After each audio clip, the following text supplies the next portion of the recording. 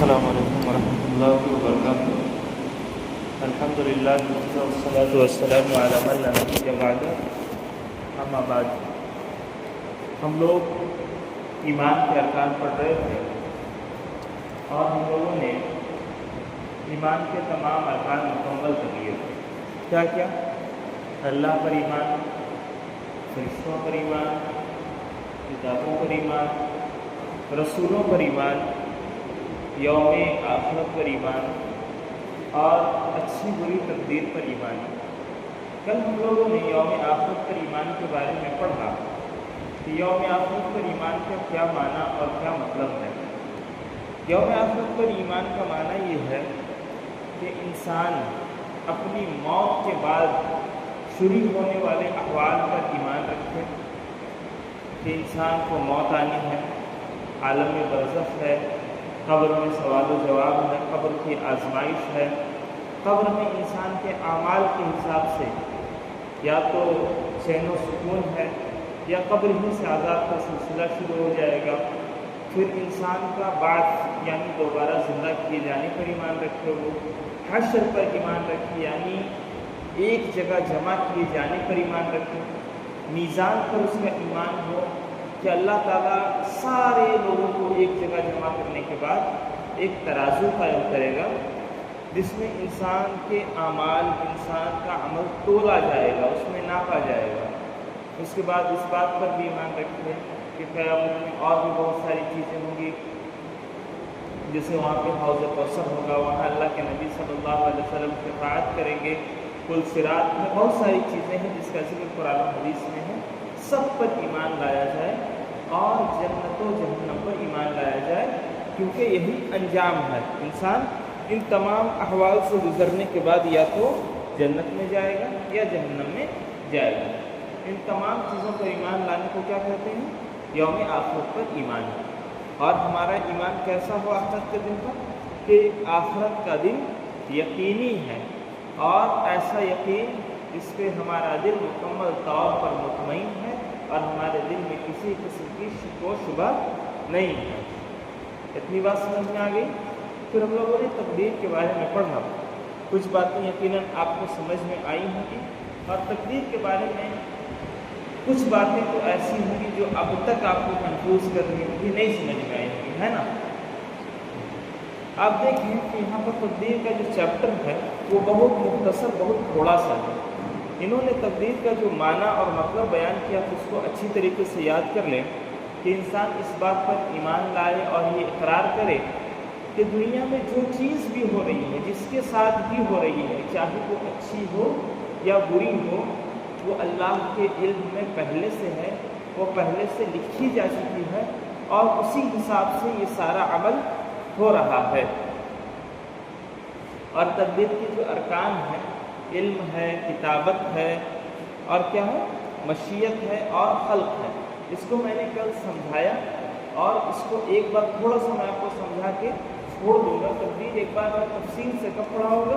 جب پوری کتاب ختم ہو جائے گی، لاسٹ دن میں تقدیر کو اور بھی تفصیل سے پڑھا دوں گا۔ ابھی جو چیزیں کتاب میں ہیں آپ اس کو یاد کریں، جتنی چیزیں یاد کرنے کی ہیں اتنی میں نے آپ کو سمجھا دیا ہے۔ علم کہتے ہیں جانکاری کو۔ تقدیر کے ارکان میں سے علم کا مطلب یہ ہے کہ اللہ تعالیٰ کو اس بات کا علم ہمیشہ سے تھا کہ یہ چیز ہونے والی ہے۔ اللہ کو پہلے سے پتہ تھا آج کیا ہو رہا ہے، ہم لوگ یہاں بیٹھ کے پڑھ رہے ہیں تو اللہ تعالیٰ ہمارے پیدا ہونے سے پہلے ہی، دنیا بنانے سے پہلے ہی اللہ تعالیٰ کو پتا تھا کہ فلاں دن فلاں تاریخ کو کچھ لوگ یہاں پہ بیٹھیں گے اور پڑھیں گے۔ یہ اللہ تعالیٰ کا ازلی علم ہے، ہمیشہ سے تھا ہر چیز کا علم۔ کسی کے ساتھ اچھا ہو رہا ہو، کسی کے ساتھ برا ہو رہا ہو، تو اللہ تعالیٰ کو اس چیز کا علم ہمیشہ سے تھا۔ اسی طریقے سے اللہ تعالیٰ نے اس علم کو قلم کے ذریعے لکھوا دیا تھا۔ کتابت کا وہی معنی ہے لکھوانا۔ اور مشیت، جو کچھ بھی ہو رہا ہے اللہ کے چاہے بغیر نہیں ہو رہا ہے۔ اسی طریقے سے اللہ تعالیٰ ہی جس طرح ہمارا خالق ہے، ویسے ہی ہمارے ایکشنز کا، ہمارے عمل کا، ہم جو کچھ بھی عمل کرتے ہیں اس کا خالق بھی کون ہے؟ اللہ تعالیٰ ہے۔ چاروں مرتبوں کی دلیل بھی ہم لوگ پڑھ چکے تھے کہ اللہ تعالیٰ کا علم ازلی ہے۔ اس کی کیا دلیل ہے؟ اللہ تعالیٰ نے قرآن کریم میں فرمایا کہ ان اللہ بِكُلِّ شَيْءٍ عَلِيمٌ کہ بے شک اللہ تعالیٰ کو ہر چیز کا علم ہے، اللہ تعالیٰ ہر چیز جاننے والا ہے۔ اسی طریقے سے اللہ تعالیٰ نے فرمایا کہ ہم نے وَكُلَّ شَيْءٍ أَحْصَيْنَاهُ فِي إِمَامٍ مُبِينٍ، اور ہم نے لوح محفوظ میں ہر چیز کو لکھوا دیا ہے۔ اسی طریقے سے مشیت یعنی اللہ تعالیٰ کی چاہت، تو اللہ تعالیٰ نے کہا کہ وَمَا تَشَاءُونَ إِلَّا أَن يَشَاءَ اللَّهُ رَبُّ الْعَالَمِينَ کہ تمہارے چاہنے سے کچھ نہیں ہوتا جب تک کسی چیز کو اللہ تعالیٰ نہ چاہے۔ اور ہم روزمرہ کی زندگی میں اس چیز کا مشاہدہ کرتے ہیں کہ بہت ساری چیزیں ہم چاہتے ہیں لیکن وہ ہو نہیں پاتی ہیں۔ کیوں نہیں ہو پاتی؟ کیونکہ اللہ تعالیٰ نہیں چاہتا ہے۔ تو اس مشیت کا بہانہ بنا کے کوئی شخص اگر گناہ کرے اور اللہ تعالیٰ سے یہ امید رکھے کہ میں اللہ تعالیٰ کے یہاں یہ عذر پیش کر کے، یہ ایکسکیوز پیش کر کے بچ جاؤں گا کہ اللہ تعالیٰ تو اگر نہیں چاہتا تو میں گناہ نہیں کرتا، تو اس کا یہ عمل، اس کا یہ طریقہ درست اور صحیح نہیں ہے۔ کیوں نہیں ہے؟ میں نے اس کو کل تفصیل سے آپ لوگوں کو سمجھایا کہ اللہ تعالیٰ کی مشیت اور اللہ تعالیٰ کا حکم دونوں دو الگ الگ چیزیں ہیں۔ اللہ تعالیٰ کے چاہے بغیر کچھ بھی نہیں ہوتا، لیکن اللہ تعالیٰ نے ہمیں چند چیزوں کے کرنے کا حکم دیا ہے اور چند چیزوں سے رکنے کا حکم دیا ہے۔ اللہ تعالیٰ نے ہمیں کرنے کا اختیار بھی دیا ہے، فری ول بھی دیا ہے، رکنے کا اختیار بھی دیا ہے۔ اگر ہم اپنے اس اختیار کا غلط فائدہ اٹھاتے ہوئے اللہ تعالیٰ کی نافرمانی کریں، اللہ تعالیٰ کے ناپسندیدہ کاموں کو انجام دیں، تو ایسا نہیں ہے کہ ہم اللہ تعالیٰ کے سامنے یہ عذر پیش کر سکیں کہ اللہ تعالیٰ یہ اگر یہ تیرے چاہنے ہی سے ہوا ہے اس لیے تو مجھے عذاب نہ دے۔ ایسا نہیں ہے، کیونکہ اللہ تعالیٰ نے ہمیں اختیار دیا ہے کہ ہم اچھا اور برا، اچھائی اور برائی کے درمیان فرق کر سکیں اور اس میں تمیز کرتے ہوئے اس پہ عمل کر سکیں۔ اللہ تعالیٰ کی چاہت کا تو ہمیں پتہ نہیں ہے، اللہ تعالیٰ کی مشیت کا ہمیں پتہ ہے کہ اللہ تعالیٰ کیا چاہ رہا ہے، اللہ تعالیٰ کا کیا حکم ہے وہ ہم کو پتہ ہے، اور ہماری تقدیر میں کیا لکھا ہوا ہم کو یہ نہیں پتہ ہے۔ تو اللہ تعالیٰ جو چاہ رہا ہے، جس چیز کا حکم دے رہا ہے، اس پر عمل کرنا ہمارے لیے ضروری ہے۔ اس کو میں مزید کئی مثالوں سے سمجھا دوں گا، لیکن آج نہیں، آج ہم لوگ کتاب میں فوکس کریں گے۔ تقدیر پر ایمان کے فوائد بھی ہم لوگوں نے پڑھا کہ انسان اگر تقدیر پر ایمان لاتا ہے تو اس کے کئی فوائد ہیں، اور وہ یہ ہے کہ انسان عمل صالح کے لیے کوشش کرتا ہے، جد و جہد کرتا ہے، اللہ پر اعتماد بڑھتا ہے اس کا، اور اللہ تعالیٰ سے مدد طلب کرتا ہے، اور اگر کوئی نعمت کسی دوسرے کو مل جائے تو اس پر وہ حسد نہیں کرتا ہے، اور نعمت اگر خود کو مل جائے تو اس پر غرور نہیں کرتا ہے۔ یہ تقدیر پر ایمان کا فائدہ ہے۔ اب آئیں باب صوم، تیسرا باب شرک کے بیان میں، سوال نمبر 104۔ اللہ تعالیٰ نے سوال ہے کہ اللہ تعالیٰ کے نزدیک سب سے بڑا گناہ کیا ہے؟ جواب ہے اللہ تعالیٰ کے نزدیک سب سے بڑا گناہ شرک ہے۔ دلیل کیا ہے؟ اللہ تعالیٰ کا فرمان ہے ان الشرک لظلم عظیم۔ اس کو نشان لگائیے، چھوٹی سی آیت ہے، اس کو یاد کر لیجیے گا۔ ان الشرک لظلم عظیم، بے شک شرک سب سے بڑا ظلم ہے۔ اور اللہ کے نبی صلی اللہ علیہ وسلم نے فرمایا اکبر الکبائر الاشراک باللہ، کہ سب سے بڑا گناہ، گناہوں میں سب سے بڑا گناہ اللہ کے ساتھ کسی کو شریک کرنا ہے۔ تو اوپر والا آپ لوگوں نے نشان لگا لیا۔ اب دیکھیے سوال نمبر 105، شرک کسے کہتے ہیں؟ یہ تو پتہ چل گیا کہ شرک سب سے بڑا گناہ ہے، لیکن شرک بولتے کس کو ہیں؟ جواب ہے اللہ تعالیٰ کے ساتھ اس کی ربوبیت، اس کی الوہیت یا اس کے اسماء و صفات میں کسی دوسرے کو ساجھی بنانے کو شرک کہتے ہیں۔ ہم لوگوں نے یہ دیکھا کہ الوہیت کیا ہے، ربوبیت کیا ہے، اسماء و صفات کیا ہے۔ ان تینوں چیزوں میں اگر ہم کسی کو اللہ تعالیٰ کا شریک بناتے ہیں، اللہ تعالیٰ کے برابر کا ان کو درجہ دیتے ہیں، تو یہ شرک ہے۔ کیسے؟ اللہ تعالیٰ کی ربوبیت میں، ربوبیت کیا ہے کہ اللہ تعالیٰ ہمارا رب ہے۔ رب ہونے کے معاملے میں اگر ہم کسی کو اللہ تعالیٰ کے شریک بنائیں کہ دیکھو یہ دنیا ہے، یہ اللہ تعالیٰ نے بنائی ہے، یہ چاند، یہ سورج، یہ زمین، یہ پیڑ، یہ پودے، یہ دریا، یہ جھرنا، یہ پہاڑ، یہ سب اللہ تعالیٰ نے بنایا ہے۔ ایک انسان یہ تصور کرے کہ نہیں، اللہ تعالیٰ نے اس کو اکیلے نہیں بنایا ہے، بلکہ فلاں ایک اور معبود ہے، فلاں ایک ذات ہے جس نے اس معاملے میں اللہ تعالیٰ کی مدد کی ہے، یا اس نے کچھ چیزیں بنائی ہیں، اللہ تعالیٰ نے کچھ چیزیں بنائی ہیں۔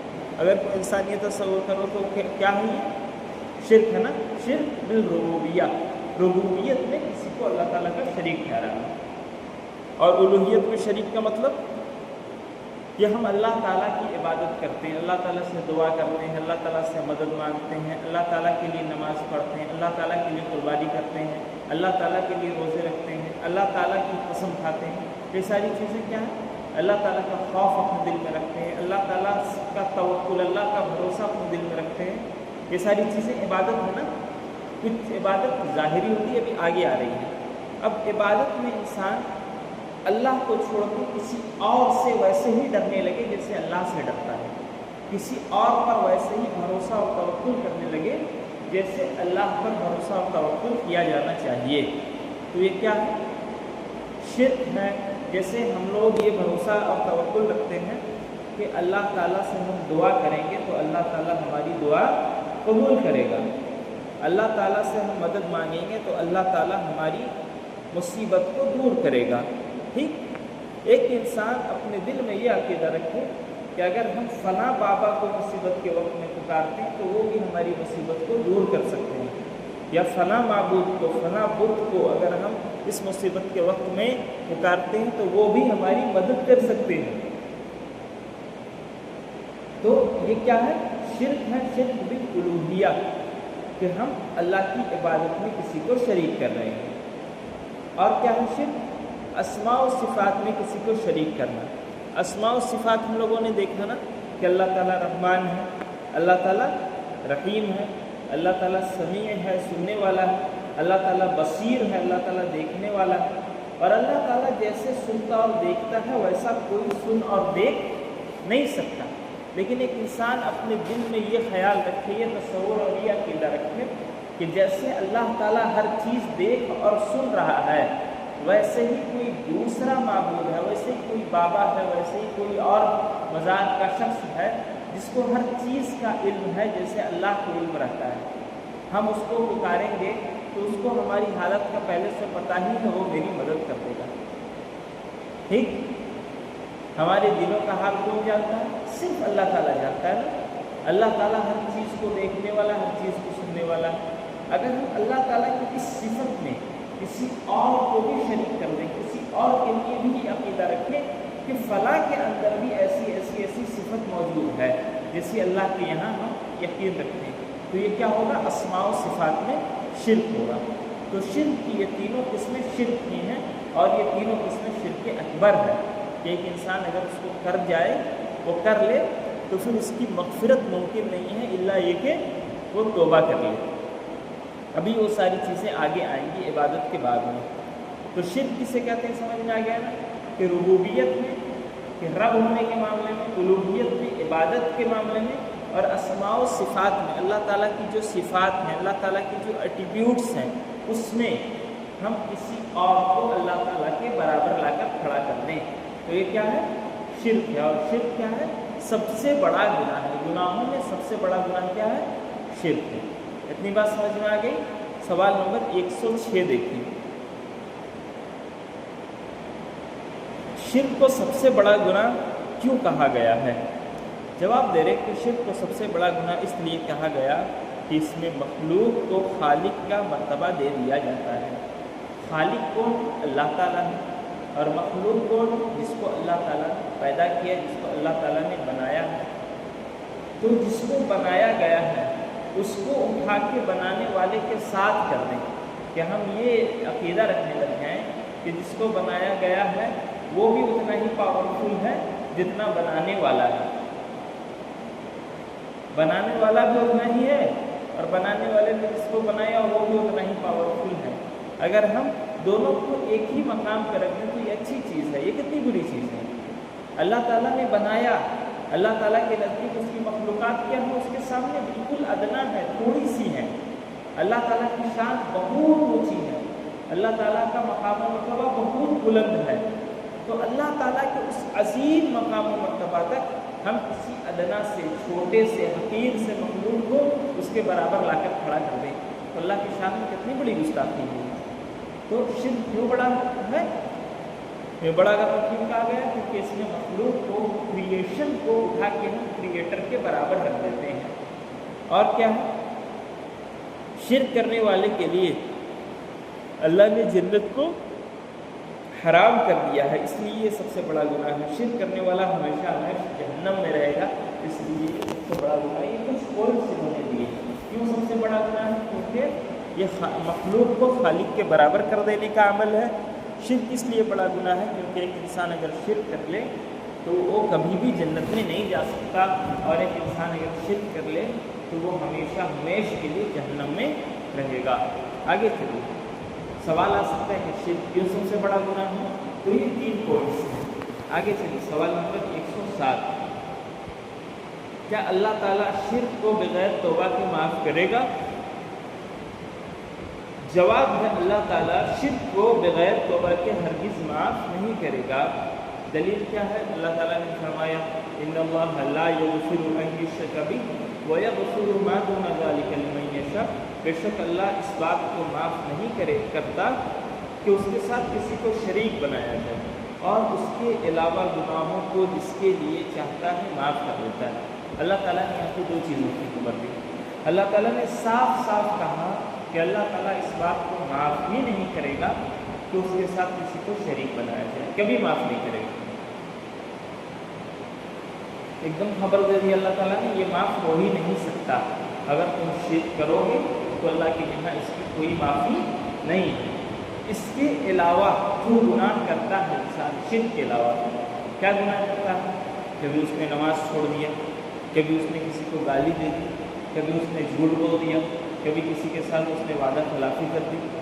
یہ جو گناہ ہے، چاہے وہ کبیرہ گناہوں میں سے ہو، چاہے وہ صغیرہ گناہوں میں سے ہو، یہ جو گناہ ہے اللہ تعالیٰ جس کے لیے چاہے گا معاف کرے گا، اور جس کو نہیں چاہے گا معاف نہیں کرے گا۔ ایک انسان یہ سوچ لے کہ ہم تو شرک نہیں کرتے ہیں، اللہ تعالیٰ شرک کو معاف نہیں کرے گا، اس کے علاوہ سارے گناہوں کو معاف کر دے گا، تو یہ اللہ کے اختیار میں ہے۔ جس کے لیے چاہے گا معاف کرے گا، اور جس کے لیے نہیں چاہے گا اس کو عذاب دے کے پھر جنت میں داخل کرے گا۔ دوسرے گناہوں کا سزا کیا ہے؟ عذاب ہے، جنت میں جلنا ہے، ہمیشہ ہمیشہ جہنم میں رہنا۔ دوسرے گناہوں کا عذاب نہیں ہے، ہمیشہ ہمیشہ صرف شرک کے لیے۔ تو اللہ تعالیٰ نے اس میں 2 چیزوں کی خبر دی کہ شرک کبھی معاف نہیں کرے گی۔ اس کے علاوہ جو دوسرے گناہ ہیں، ہم یہ سوچ کے اس خوشگمانی میں نہ رہیں کہ ہم شرک نہیں کرتے تو دوسرے گناہ ہمارے معاف ہو جائیں گے، خود بخود معاف نہیں ہوں گے۔ اللہ تعالیٰ جس کو چاہے گا معاف کر دے گا، سزا نہیں دے گا، اور جس کو نہیں چاہے گا اس کو سزا دے گا دوسرے گناہوں پر بھی۔ سوال نمبر 108، لیکن اس میں یہ دیکھنا ہے کہ اصل جو دیکھنے کی چیز ہے وہ یہ ہے کہ اللہ تعالیٰ شرک کو کبھی معاف نہیں کرے گا۔ سوال نمبر 108، سب سے پہلے شرک کب واقع ہوا؟ جواب ہے، سب سے پہلے شرک نوح علیہ السلام کے زمانے میں واقع ہوا۔ یہ چیز میں آپ کو بتا چکا ہوں کہ اس سے پہلے کے لوگ شرک میں مبتلا نہیں تھے۔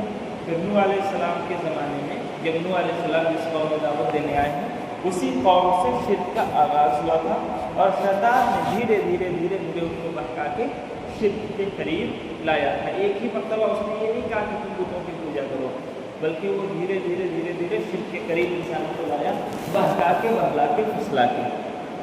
آگے دیکھیں، سوال نمبر 109،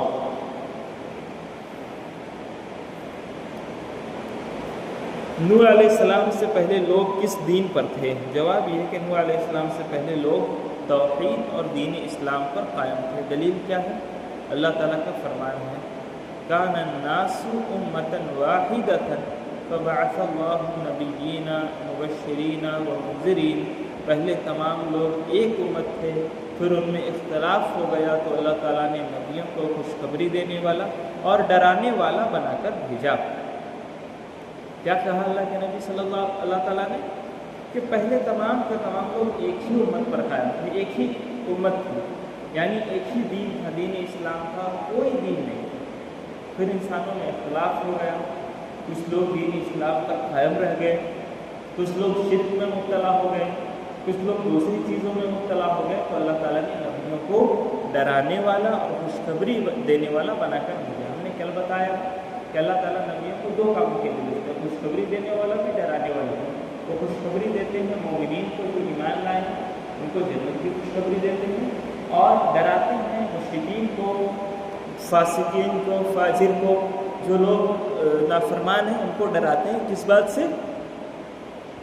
جہنم کے عذاب سے وہ ڈراتے ہیں۔ اسی طریقے سے عبداللہ ابن عباس کا قول ہے کان بین نوح و آدم 10 قرون كلهم على شریعت من الحق فاختلفوا فبعث اللہ نبیین مبشرین ومنذرین۔ کہتے ہیں کہ آدم اور نوح علیہ السلام کے مابین 10 نسلیں گزری، وہ سب دین حق اسلام پر قائم تھے، پھر ان لوگوں نے اختلاف کر لیا تو اللہ تعالیٰ نے نبیوں کو خوشخبری دینے والا اور ڈرانے والا بنا کر بھیجا۔ آدم اور نوح علیہ السلام کے درمیان کتنی نسلیں تھیں؟ 10 نسلیں تھیں، سب کے سب دین پر قائم تھے، پھر ان میں اختلاف ہو گیا تو اللہ تعالیٰ نے انبیاء کو بھیجا۔ سوال نمبر 110، نوح علیہ السلام کی قوم میں سب سے پہلے شرک واقع ہونے کا سبب کیا تھا؟ نوح علیہ السلام کے قوم میں شرک کیوں واقع ہوا؟ اس کا ریزن کیا تھا؟ اس کا سبب کیا تھا؟ کیا وجہ تھی کہ اس میں شرک واقع ہو گیا؟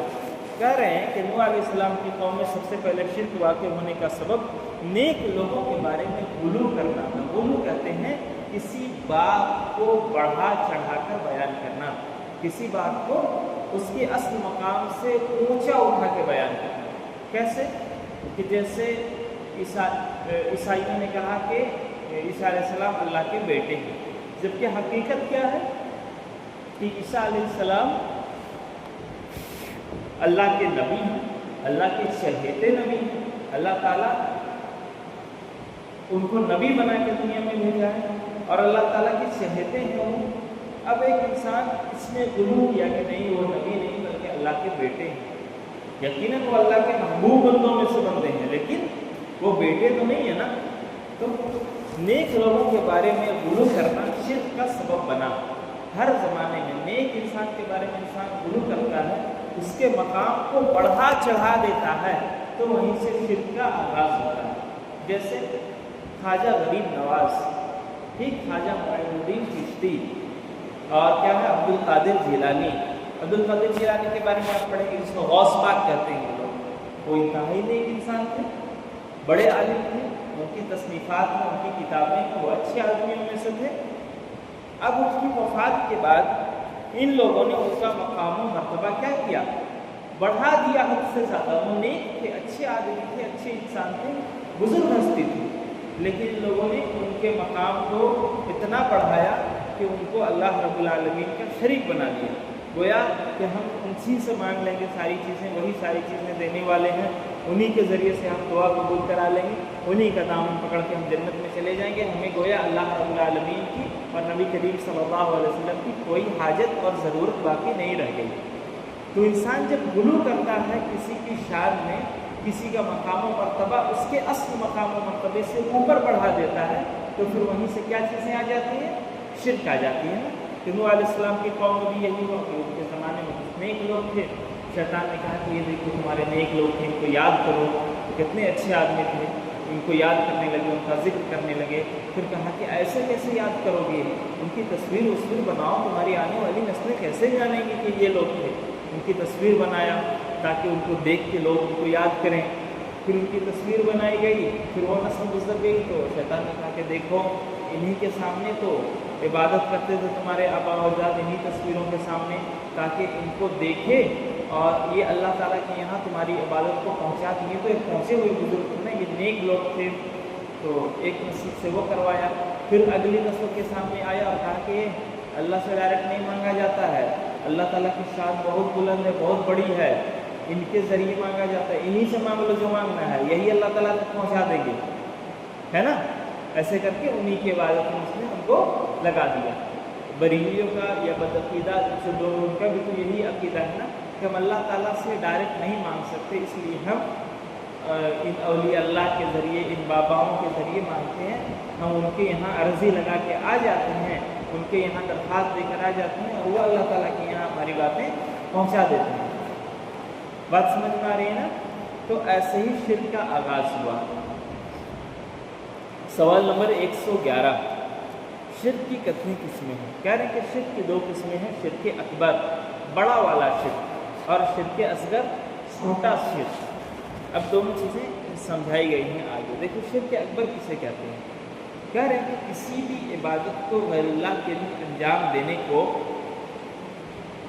شرک اکبر کہتے ہیں۔ جیسے مردوں کو پکارنا، ان سے مدد طلب کرنا، دلیل فرمان نبوی ہے اکبر الکبائر الشرک باللہ الاشراک باللہ. یہ دلیل پیچھے بھی گزر چکی ہے نا. ایک جگہ اور یہ چیز گزری ہے سوال نمبر 104 میں کہ شرک سب سے بڑا گناہ ہے، وہاں پر بھی یہ دلیل گزری ہے. اس کو نشان لگا لیجیے، چھوٹی سی دلیل ہے، تھوڑا سا یاد کر لیجیے گا. اکبر الکبائر الاشراک باللہ، سب سے بڑا گناہ اللہ کے ساتھ شرک کرنا ہے. کہہ رہے ہیں کہ شرک کے اکبر کس کو کہتے ہیں کہ انسان اللہ تعالیٰ کی عبادت میں کسی اور کو شریک کر لے تو یہ شرک اکبر ہے. کہہ رہے ہیں کہ شرک اکبر کا حکم کیا ہے؟ دیکھیے انسان اللہ تعالیٰ کی عبادت میں کیسے کسی کو شریک کرتا ہے.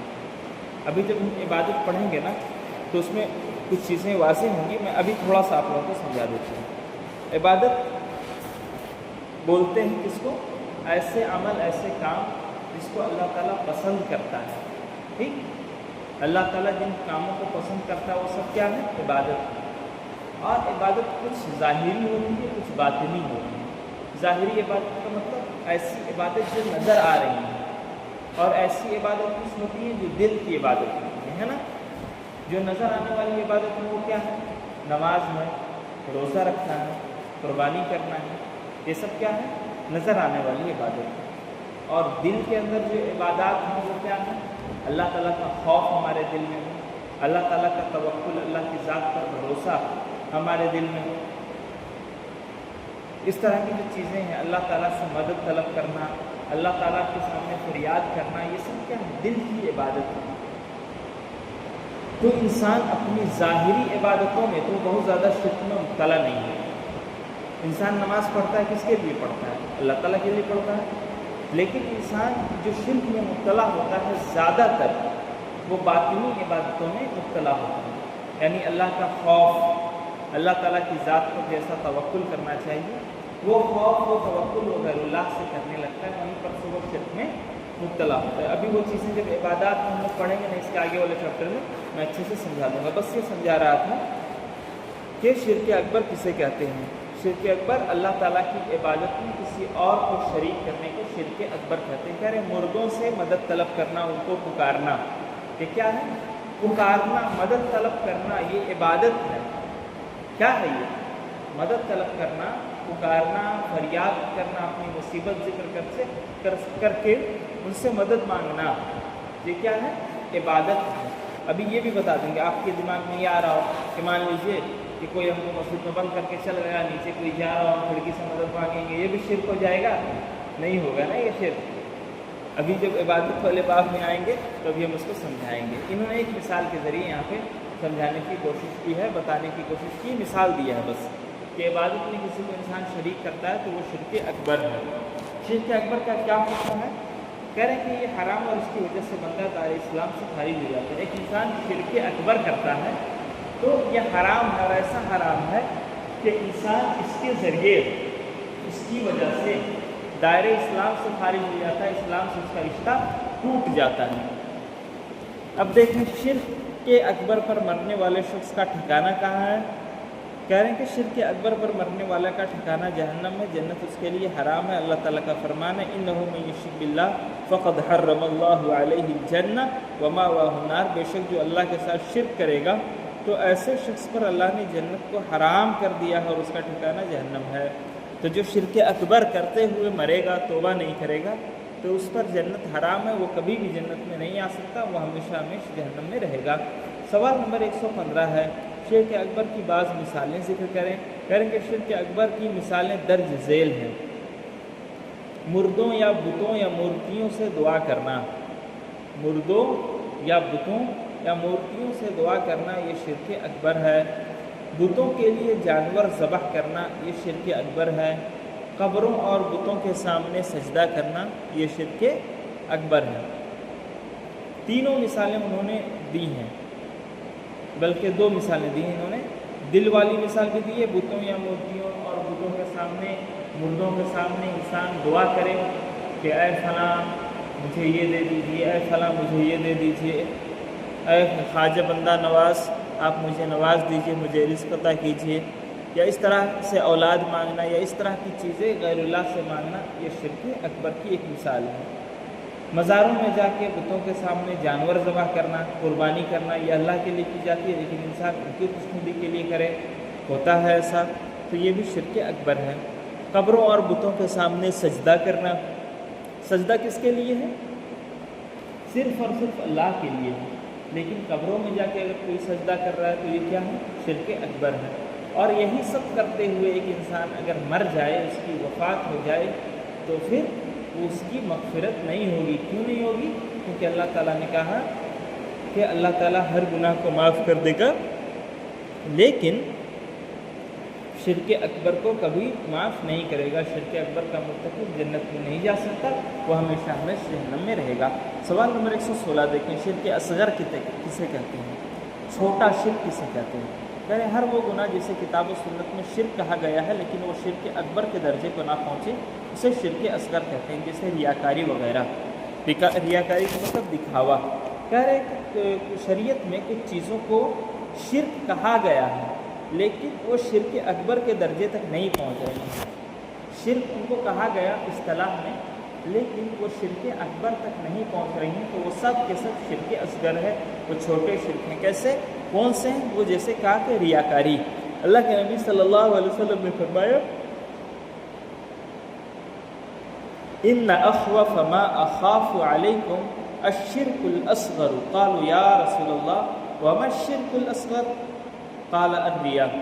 اللہ کے نبی صلی اللہ علیہ وسلم نے فرمایا مجھے تمہارے اوپر شرک اصغر کا بہت زیادہ خوف ہے۔ صحابہ نے عرض کیا اللہ کے رسول شرک اصغر کیا ہے؟ تو آپ نے فرمایا ریاکاری اور دکھاوا۔ کہہ رہے کہ ایسے عمل جس کو شرک کہا گیا ہو شریعت میں لیکن وہ شرک اکبر تک نہ پہنچ رہا ہو، بتوں کی پوجا، ان سے دعا کرنا یا اس طرح کی چیزیں اس میں نہ ہوں، تو وہ کیا ہے؟ شرک اصغر ہے، وہ چھوٹا شرک ہے۔ کہہ رہے ہیں شرک اصغر کا کیا حکم ہے؟ کہہ رہے ہیں یہ حرام اور اس کی وجہ سے بندہ دار اسلام سے خارج نہیں ہوتا، لیکن یہ ایمان کو کم کر دیتا ہے۔ مان لیجیے کہ ایک انسان ہے، وہ نماز پڑھ رہا ہے، اللہ کے لیے نماز پڑھ رہا ہے، اس کی نماز قبول ہو رہی ہے، لیکن ایک انسان ہے وہ نماز پڑھ رہا ہے اللہ ہی کے لیے، کسی اور کے سامنے سجدہ نہیں کر رہا ہے، لیکن اس کے دل میں دکھاوا ہے، وہ چاہ رہا ہے کہ لوگ مجھے 4 لوگ دیکھیں اور میری تعریف کریں، تو یہ کیا ہے؟ ریاکاری ہے۔ یہ بھی شرک اصغر اسی کو کہا گیا ہے۔ نماز اس نے اللہ ہی کے سامنے پڑھی ہے، سجدہ اللہ کے سامنے کیا ہے، وہ مشرک نہیں ہوگا، لیکن اس کے دکھاوے کی نماز پڑھی تو اس کے لیے اس کا ایمان تھوڑا سا کم ہو جائے گا۔ مان لیجیے ایک انسان ہے، جانور لایا اس نے بقرعید میں اچھا خوبصورت ذبح کرنے کے لیے، اس نے اللہ کے لیے ذبح کیا، اللہ کے نام پہ ذبح کیا، اور اس کا مقصد کسی کو دکھانا نہیں تھا، ٹھیک، تو اس کا وہ عمل اچھا بھی ہے، اللہ کے یہاں قبول بھی ہے۔ لیکن ایک انسان جانور لایا، اس نے بھی اللہ ہی کے نام پہ ذبح کیا، غیر اللہ کے نام پہ اس نے ذبح نہیں کیا، کسی بت کے نام پر، کسی مزار کے نام پہ ذبح نہیں کیا، اس نے اللہ ہی کے نام پہ اس کو ذبح کیا، لیکن اس کے دل میں یہ بات آ گئی کہ لوگ میرے جانور کو دیکھیں اور تعریف کریں کہ کتنا خوبصورت، کتنا اچھا جانور لایا، کتنا مہنگا جانور لایا ہے، لوگ اس کی تعریف کریں۔ یہ چیز اس کے دل میں آ گئی، ریاکاری۔ عمل تو اس نے اللہ ہی کے لیے کیا، لیکن اس کے دل میں جو ریاکاری آئی یہ شرک اصغر ہے، اور شرک اصغر کی وجہ سے وہ اسلام سے خارج نہیں ہوگا۔ اس نے ایسا کوئی کام ہی نہیں کیا کہ اسلام سے خارج ہو، اس نے اللہ کے لیے کیا نا، وہ کام اللہ کے نام پہ کیا، لیکن اس کے دل میں جو ریاکاری آ گئی اس کی وجہ سے اس کا ایمان کمزور ہوگا، اس کا ایمان مضبوط نہیں رہے گا۔ بس سمجھ میں آ گیا؟ شرک اصغر، دکھاوا، ریاکاری حرام ہے، یہ حرام کام ہے، لیکن اتنا بھی بڑا گناہ نہیں ہے کہ انسان مسلمان نہ رہے، انسان دار اسلام سے نہ، ایسا نہیں ہے، وہ مسلمان رہے گا لیکن اس کا ایمان تھوڑا سا کم ہو جائے گا شرک اصغر کی وجہ سے۔ سوال نمبر 118 دیکھیں، شرک اصغر کی بعض مثالیں ذکر کرو۔ کہہ رہے ہیں شرک اصغر کی بعض مثالیں: غیر اللہ کی قسم کھانا، دکھاوے اور شہرت کے لیے کوئی نیک کام کرنا، ما شاء وما شاء فلان، جو اللہ چاہے اور جو فلاں چاہے کہنا، یہ سب کیا ہے؟ شرک اصغر کی مثالیں ہیں۔ غیر اللہ کی قسم کھانا شرک اصغر ہے، دکھاوے کے لیے کوئی عمل کرنا یہ شرک اصغر ہے، اور یہ کہنا کہ دنیا میں جیسے انسان نہ چاپلوسی کے لیے کچھ چیزیں کہہ دیتا ہے کہ آپ کسی کے یہاں گئے ہیں، آپ نے ان سے فریاد، ان کے سامنے کوئی عرضی دی کہ ہمارا یہ کام کر دیجیے گا، ٹھیک ہے دیکھیں گے، تو آپ نے یہ کہہ دیا کہ ہاں جو آپ چاہیں گے اور جو اللہ چاہے گا وہی ہوگا، اصل کیا ہے؟ جو اللہ چاہے گا وہی ہوتا ہے، کسی دوسرے کے چاہنے سے کوئی عمل نہیں ہوتا ہے، کسی دوسرے کے چاہنے سے کوئی چیز دنیا میں واقع نہیں ہوتی ہے، ٹھیک ہے نا؟ لیکن انسان اگر کسی کی چاپلوسی میں یہ کہہ رہا ہو کہ جو اللہ چاہے اور جو آپ چاہیں، وہ اللہ ہی پر ساری چیزیں منحصر کر رہا ہے، وہ یہ نہیں کہہ رہا ہے کہ آپ کے چاہنے سے بھی دنیا میں کوئی چیز تصرف ہوتی ہے، لیکن اس نے ایسا کہہ دیا کیونکہ شرک ہے، یہ شرک اصغر ہے، یہ ایسا شرک نہیں ہے کہ آپ دار اسلام سے خارج ہو جائیں گے، بلکہ یہ حرام ہے، اس کی وجہ سے آپ کا ایمان کمزور ہوگا، غیر اللہ کی قسم کھانے سے، دکھاوے اور شہرت کی نیت سے کوئی عمل کرنے سے اور اس طرح کی جملہ کرنے سے کیا ہوتا ہے کہ انسان شرک اصغر میں مبتلا ہوتا ہے، یہ اعمال شرک اصغر میں سے ہیں جن کی وجہ سے انسان دار اسلام سے خارج نہیں ہوتا ہے۔ آگے چلیے، سوال نمبر 119 ہے، شرک اکبر اور شرک اصغر کا کیا فرق ہے؟ کہہ رہے ہیں کہ شرک اکبر دار اسلام سے خارج کر دیتا ہے اور شرک اصغر دار اسلام سے خارج نہیں کرتا۔ ایک انسان شرک اکبر کا کرنے والا ہو تو وہ اسلام سے مکمل طور پر نکل جاتا ہے، لیکن ایک انسان اگر شرک اصغر کا مرتکب ہے تو وہ اسلام سے نہیں نکلتا بلکہ وہ مسلمان رہتا ہے۔ اسی طریقے سے دوسرا فرق یہ ہے، شرک اکبر سارے اعمال کو برباد کر دیتا ہے اور شرک اصغر سارے اعمال کو برباد نہیں کرتا۔ جس عمل میں شرک اصغر داخل ہو جائے بس وہی عمل برباد ہوتا ہے، اس کے علاوہ دوسرا عمل برباد نہیں ہوتا ہے۔ بات سمجھ میں آئی؟ تیسرا فرق کیا ہے؟ شرک اکبر دائمی طور پر جہنم میں رہنے کا سبب ہے اور شرک اصغر دائمی ہمیشگی کے لیے جہنم میں رہنے کا باعث نہیں ہے۔ ایک انسان اگر شرک اکبر کر رہا ہے تو وہ ہمیشہ ہمیشہ کہاں رہے گا؟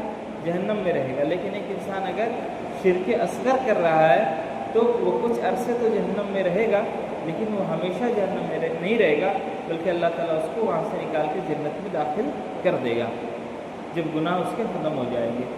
آگے چلیے، سوال نمبر 120 ہے، کیا شرک کے ساتھ کوئی عمل فائدہ دے گا؟ جواب نہیں، شرک کے ساتھ کوئی بھی عمل فائدہ مند نہیں ہوگا۔ دلیل کیا ہے؟ اللہ تعالیٰ کا فرمان ہے وَلَوْ أَشْرَكُوا لَحَبِطَ عَنْهُمْ مَا كَانُوا يَعْمَلُونَ، کہ اگر یہ لوگ انبیاء و رسول اللہ کے ساتھ شریک کریں تو ان کے تمام اعمال برباد ہو جائیں گے، اور اللہ کے نبی صلی اللہ علیہ وسلم کا فرمان ہے مَنْ عَمِلَ عَمَلًا أَشْرَكَ فِيهِ مَعَ غَيْرٍ تَرَكْتُهُ وَشِرْكَهُ، کہ جس نے کوئی عمل کیا اور اس میں میرے ساتھ دوسرے کو شریک کیا تو اس کو اور اس کے شرکی عمل کو چھوڑ دوں گا۔ کہہ رہے ہیں کہ شرک اصغر کے ساتھ کوئی دوسرا، شرک اکبر کے ساتھ کوئی دوسرا عمل قبول ہوگا، فائدہ مند ہوگا؟ تو کہہ رہے ہیں نہیں، اگر ایک انسان شرک اکبر کا مرتکب ہے تو اس کا کوئی بھی عمل اللہ تعالیٰ کے یہاں قبول نہیں ہوگا، تو اس کے تمام اعمال برباد ہو جائیں گے۔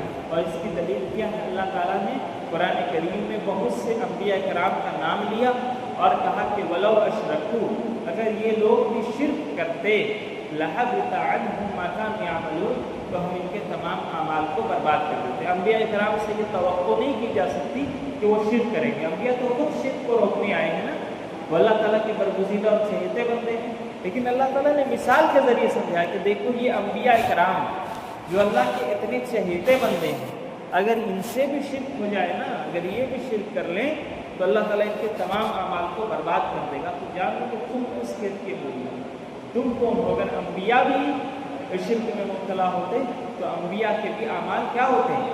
برباد ہو جاتے ہیں۔ اور اللہ کے نبی صلی اللہ علیہ وسلم نے فرمایا کہ اللہ تعالیٰ فرماتا ہے جس نے کوئی عمل کیا اور اس نے میرے ساتھ دوسرے کو شریک کیا تو میں اس کے اس عمل کو اور اس کو دونوں کو چھوڑ دوں گا، قبول نہیں کروں گا۔ تو اس سے یہ پتہ چلا کہ انسان اگر شرک میں مبتلا ہے اور شرک میں مبتلا رہتے ہوئے وہ بہت سے نیک کام کرتا ہے تو اللہ تعالیٰ اس کے اعمال کو قبول نہیں کرے گا، بلکہ اس کا عمل اللہ تعالیٰ اس کے عمل کو اور اس کو چھوڑ دے گا۔ آگے چلیے، کیا مسلمان بھی شرک میں واقع ہو سکتا ہے؟ تو اللہ تعالیٰ تو جواب ہے کہ جی ہاں، مسلمان بھی شرک میں واقع ہو سکتا ہے۔ دلیل کیا ہے؟ فرمان نبوی ہے لا يذهب الليل والنهار حتى تعبد اللات والعزى، کہ دن اور رات اس وقت تک ختم نہیں ہوں گے، یعنی قیامت نہیں آئے گی جب تک لات و عزیٰ زمانے جاہلیت کے بت پھر سے نہ پوجے جائیں۔ اللہ کے نبی صلی اللہ علیہ وسلم نے قیامت کی نشانیوں میں سے یہ نشانی ذکر کی کہ جیسے زمانے جاہلیت میں جن بتوں کی پرستش ہوتی تھی، دوبارہ سے مسلمان انہی بتوں کی پرستش کرنے لگ جائیں گے اور اس کے بعد قیامت آئے گی۔ تو یہ پتہ چلا کہ جو انسان مسلمان ہے تو مسلمانوں کے اندر یہ بگاڑ، یہ خرابی آئے گی کہ وہ بتوں کی پرستش کرنے لگ جائیں، ہے نا۔ پھر اس کے بعد قیامت آئے گی۔ جب مسلمان بتوں کی پرستش کرنے لگ جائیں گے تو پھر وہ مسلمان باقی ہی نہیں رہیں گے، وہ شرک کر لیں گے، شرک اکبر کو انہوں نے ارتکاب کر لیا تو پھر وہ اسلام سے خارج ہو جائیں گے۔ تو کہہ رہے کہ ہاں مسلمانوں سے اس چیز کا امکان ہو سکتا ہے، کیونکہ اللہ کے نبی صلی اللہ علیہ وسلم نے ہمیں خبر دی ہے کہ زمانے جاہلیت کے بت پوجے جائیں گے قیامت سے پہلے۔ سوال نمبر 122، قبروں پر مسجد بنانے کا کیا حکم ہے؟ کہہ رہے ہیں قبروں پر مسجد بنانا حرام ہے، کیونکہ یہ شرک کے وسائل میں سے ہے، شرک کے ذرائع میں سے ہے۔ قبر پہ انسان اگر مسجد بناتا ہے تو یہ شرک کے ذرائع میں سے ہے کہ ایک انسان نماز اللہ تعالیٰ کے لیے پڑھتا ہے نا مسجدوں میں آ کر، لیکن قبر میں مسجدیں بنائی جائیں تو کچھ عرصے کے بعد ہو سکتا ہے شیطان انسان کو ورگلا دے، اس کے عقیدے میں ایک خرابی ڈال دے کہ دیکھو ہم نے یہاں پہ تمہارے باپ دادا نے مسجد اس لیے بنائی تھی یہاں پہ کیونکہ اس قبر میں جو انسان دفن ہے نا وہ بہت پہنچا ہوا شخص تھا، وہ بہت اونچے درجے کا آدمی تھا، اس کا مقام و مرتبہ بہت بلند تھا، اسی لیے یہاں پر تمہارے باپ دادا نے مسجد بنائی تھی تاکہ ان کی قبر سے برکت حاصل کر کے اپنی عبادت کو اللہ تعالیٰ کے یہاں قبول کروا سکے۔ اس طرح کی چیزیں وہ بیان کر سکتا ہے بعد کی نسلوں میں، اس لیے قبروں میں مساجد نہیں بنانی چاہیے، کیونکہ یہ شرک کے اسباب و وسائل میں سے ہیں، شرک کے ذرائع میں سے ہیں۔ شرک کا تو عام ہونے کے ریزنس میں سے یہ ہے کہ انسان قبروں میں مسجد بنائے۔ دلیل کیا ہے؟ لعن اللہ الیہود والنصارى اتخذوا قبور انبیائہم مساجد، یہود و نصارہ پر اللہ کی لعنت ہو، انہوں نے اپنے انبیاء کی قبروں کو مسجد بنا لیا۔ تو سجدہ کی جگہ قبروں کے سامنے نہیں ہونی چاہیے، کیونکہ یہ شرک کے اسباب میں سے، اور اللہ کے نبی صلی اللہ علیہ وسلم نے یہود و نصارہ پر اس لیے لعنت بھیجی کیونکہ انہوں نے اپنے انبیاء کی قبروں پر مسجدیں بنا لی تھیں۔ سوال نمبر 123 دیکھیں، غیر اللہ کی قسم کھانے کا کیا حکم ہے؟ کہہ رہے ہیں کہ غیر اللہ کی قسم کھانا شرک اصغر ہے، چھوٹا شرک ہے، ایسا شرک کہ جس سے انسان دائرہ اسلام سے خارج تو نہیں ہوگا، لیکن اس کا عمل جو ہے اور اس کا ایمان جو ہے وہ کمزور ہو جائے گا۔ اللہ کے نبی کا فرمان ہے من حلف بغیر اللہ فقد اشرک، جس نے غیر اللہ کی قسم کھائی تو اس نے شرک کیا۔ سوال نمبر 124، نجومیوں اور کاہنوں کے پاس جانے اور ان سے غیبی چیزوں کے بارے میں سوال کرنے کا کیا حکم ہے؟ نجومی اور کاہن کس کو بولتے ہیں؟ نجومی بولتے ہیں ایسٹرولوجر، جو آسمان کے ستاروں کو دیکھ کے، ستاروں کی گردش دیکھ کے انسان کی قسمت بتاتا ہے۔ اور کاہن کیا ہوتا ہے؟ عراف کیا ہوتا ہے؟ یہ لوگ ہاتھ کی لکیروں اور اس طرح کی چیزیں دیکھ کے انسان کی قسمت بتاتے ہیں۔ ہوتے ہیں نا ایسے لوگ کہ اب تمہارا جو ہے شنی دوش چل رہا ہے، کیونکہ آسمان میں ایک ستارہ ہے شنی، اس کی رفتار آج کل تیز ہو گئی ہے یا یہ ہو گیا ہے، اس کا ڈائریکشن بدل گیا ہے، تمہاری زندگی میں یہ خرابی آ سکتی ہے، اس طرح کی چیزیں وہ لوگ بتاتے ہیں نا، وہ کیا ہے؟ نجومی ہیں۔ اور کاہن ہوتے ہیں، ہاتھ کی لکیریں دیکھتے ہیں اور دیگر چیزیں دیکھ کے وہ لوگ قسمت بتاتے ہیں، ان کی اپنی قسمت کا ٹھکانہ نہیں رہتا ہے، 10 روپیہ 20 روپے میں قسمت بتاتے ہیں فیس لے کے، اور دوسروں کی قسمت ان کو خوب پتہ رہتی ہے، ان کو یہ نہیں پتہ رہتا ہے کہ میرے ساتھ کیا ہونے والا ہے۔ وہ جا کے ان سے قسمت پوچھنے کے بعد میں 2-4 تھپڑ لگا دیجیے گا تو اس کو یہ نہیں پتہ تھا کہ یہ ہم کو مارنے آیا ہے، لیکن دوسروں کی قسمت، دوسروں کا مستقبل یہ لوگ بڑا بتاتے ہیں اور لوگ ان پر یقین بھی کرتے ہیں۔ ان کی ایک ٹیکنیک ہوتی ہے، ان کا ایک ہنر ہوتا ہے، ایک کلا ہے، وہ بتانے کا طریقہ ہوتا ہے۔ کیا بتائیں گے کہ ایک انسان مان لیجیے کہ دکھانے گیا، اپنے بارے میں پوچھنے گیا کہ دیکھیں ایسا ایسا ہے، آپ تھوڑا سا میرے بارے میں بتا دیجیے۔ ایک انسان نجومی اور کاہنوں کے پاس کب جاتا ہے؟ مان لیجیے کہ ایک انسان بہت خوشحال ہے، وہ پیسہ کما رہا ہے، خوب کما رہا ہے، مست اپنی زندگی میں مگن ہے، وہ کبھی کسی کاہن کے پاس جائے گا کہ میری قسمت دیکھ لیجیے؟ نہیں جائے گا نا بھائی، اس کی زندگی تو اچھی چل رہی ہے۔ جاتا کون ہے؟ جو پریشان حال رہتا ہے۔ اب گیا، اس نے اس کی کنڈلی دیکھی، قسمت دیکھا اور بتایا کہ آپ پیسہ تو ٹھیک ٹھاک کما رہے ہیں، کھا پی لیتے ہیں، بچ کچھ نہیں رہا ہے، کرنے آپ ٹھیک بول رہے ہیں، ہم بس اتنا ہی کما رہے ہیں کہ ہم کھا پی لے رہے، ضروریات پوری ہو جا رہی، سیونگس نہیں ہو پا رہا، ٹھیک بول رہے ہیں۔ اور کیا کہے گا؟ ایک انسان گیا ہے تو کہے گا کہ آپ کے گھر میں جو آپ کے بزرگ ہیں وہ بھی تھوڑے تھوڑے بیمار رہنے لگے ہیں، ان کے علاج وغیرہ کے لیے آپ کو فکر ہوتی ہے۔ ظاہر سی بات ہے کہ 40 سال کا، 35 سال کا، 30 سال کا آدمی جائے، وہ ان کی کلا ہوتی ہے کس عمر کا آدمی آیا ہے، تو اس کے جو 40 سال کا آدمی ہے، جو 50 سال کا، 45 سال کا آدمی، اگر اس کے والدین میں سے کوئی زندہ ہے، 60 سال 65 سال کے ہوگی، ظاہر سی بات ہے بڑھاپے میں انسان بیمار رہے گا، تو وہ کہے گا آپ کے گھر کے جو بزرگ ہیں وہ بیمار رہتے ہیں، آپ کو ان کی بھی فکر ہوتی ہے، تو ظاہر سی بات ہے ہر اولاد کو یہ فکر ہوتی ہے کہ میرے والدین ٹھیک ہو جائیں، سب کچھ جانتے ہیں بھائی، ان کا وہ ٹیکنیک ہے بتانے کا کہ آپ کیا ہیں، آپ کس پروفیشن سے جڑے ہوئے ہیں، آپ کی عمر کتنی ہے، آپ کون سا کام کرتے ہیں، اسی حساب سے آپ سے ریلیٹڈ کچھ کامن چیزیں وہ بتائیں گے جو سب کے لیے عام ہے، سب کے لیے عام ہے جو چیزیں، جس سے بھی پوچھے گا وہ کہے گا ہاں ایسا ہی ہے۔ کیوں؟ آپ کی امی کے پاؤں میں درد نہیں ہوتا ہے، آپ کی امی کا سر درد نہیں ہوتا ہے، بیمار نہیں ہوتی ہیں، سب کی امیاں ہوتی ہیں ایسے، یہ کامن چیز ہے۔ اب وہ اس کو آپ کو امپریس کرے گا کہ ایسا ایسا ہے، اور آپ کو ان کی فکر ہوتی ہے، ظاہر سی بات ہے سب کو فکر ہوتی ہے نا۔ انسان پیسہ کماتا ہے تو انسان یہ ہے کہ جتنا کمائے گا اس کو کم لگے گا۔ اللہ کے نبی صلی اللہ علیہ وسلم نے کہا نا کہ اس کو ایک وادی، ایک پہاڑ دے دیا جائے سونے کا، تب بھی انسان یہ خواہش کرے گا کہ ایک ایسی پہاڑ مجھے اور مل جائے، تب زندگی آسان ہو جائے گی، ایک اور مل جائے گی تو خواہش کرے گا دو ایسا اور ہو جاتا نا، تب زندگی آسان ہو جاتی۔ تو ان کی خواہشات تو کبھی ختم ہونے والی ہے نہیں، انسان جتنا کما لے، تو اس معاملے کو بھی وہ لوگ پیش کراتے ہیں کہ آپ کو پیسہ کما رہے ہیں لیکن آپ جتنا چاہتے ہیں، جو چاہتے ہیں وہ نہیں ہو پا رہا ہے آپ کی زندگی میں۔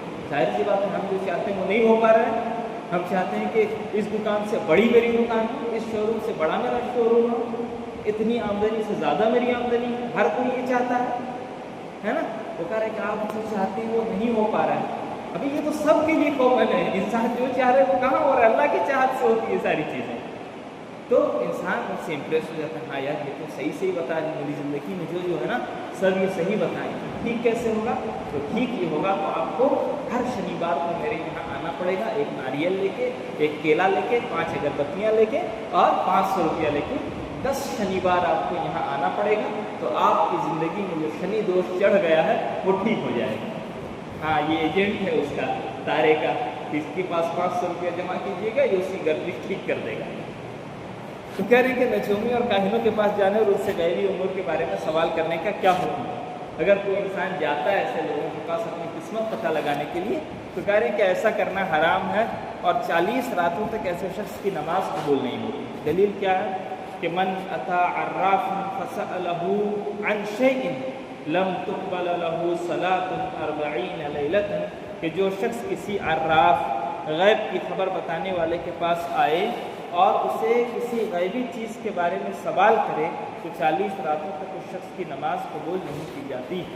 تو ایک انسان اگر ایسے لوگوں کے پاس جا کے اپنی قسمت معلوم کرنے کی کوشش کرے تو 40 راتوں تک ان کی نمازیں قبول نہیں کی جاتی ہیں۔ اور یہ چیزیں نا عام ہیں، پہلے تو یہ روڈ کے کنارے یا اپنے خاص حجروں میں یا مندروں میں یا مزاروں پہ ایسے لوگ بیٹھتے تھے جو ہاتھ دیکھ کے قسمت بتاتے تھے، اس طرح کی چیزیں کرتے تھے۔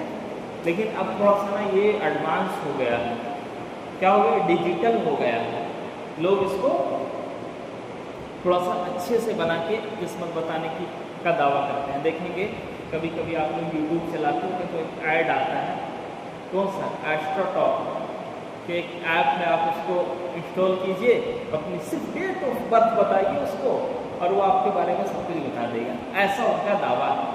بھائی وہ ایسی باتیں بتاتے ہیں جو کامن ہوتی ہیں سب کے ساتھ، ٹھیک ہے نا، وہ 2-4 سوال آپ سے پوچھیں گے اور آپ سے ریلیٹڈ کچھ باتیں وہ بتائیں گے، لیکن کچھ لوگ اور ایسا ہے کہ اس کو بہت پروفیشنل طریقے سے وہ لوگ پیش کر رہے ہیں، امپریسو طریقے سے دکھاتے ہیں کہ یہ فلاں بابا ہے، یہ ایسٹرولوجر ہے، یہ ماہر کیا ہے، یہ ستاروں کے ماہر ہیں، اور یہ کیا ہے، ان کی ڈگری کیا ہے، یہ IIT سے پڑھے ہوئے ہیں۔ ابھی زندگی میں جب ایسے لوگ ناکام ہوتے ہیں تو بابا گیری چن لیتے ہیں، ہے نا، کوئی انجینئر بنا، اچھی جاب نہیں ملی، چلو سیم پیسہ یہی کرتے ہیں اور لوگوں کو امپریس کرتے ہیں اپنے ڈگری کو دکھا کے کہ ہم فلاں ہیں، ہم اتنے پڑھے لکھے ہیں، اس کے باوجود ہم اس طرح کی اسپرچولیٹی پہ کام کر رہے ہیں، روحانیت پہ کام کر رہے ہیں، مطلب ہم تھوڑے سے اوپر درجے کے بابا ہو رہے ہیں، تو پڑھے لکھے طبقے کو اپنی طرف یہ لوگ متاثر کرتے ہیں۔ اور جو بدعقیدہ لوگ ہیں نا، جن کے یہاں توحید نہیں ہے، ہمارے یہاں جتنی احکامات صاف صاف واضح لفظوں میں جن کے یہاں چیزیں نہیں ہیں،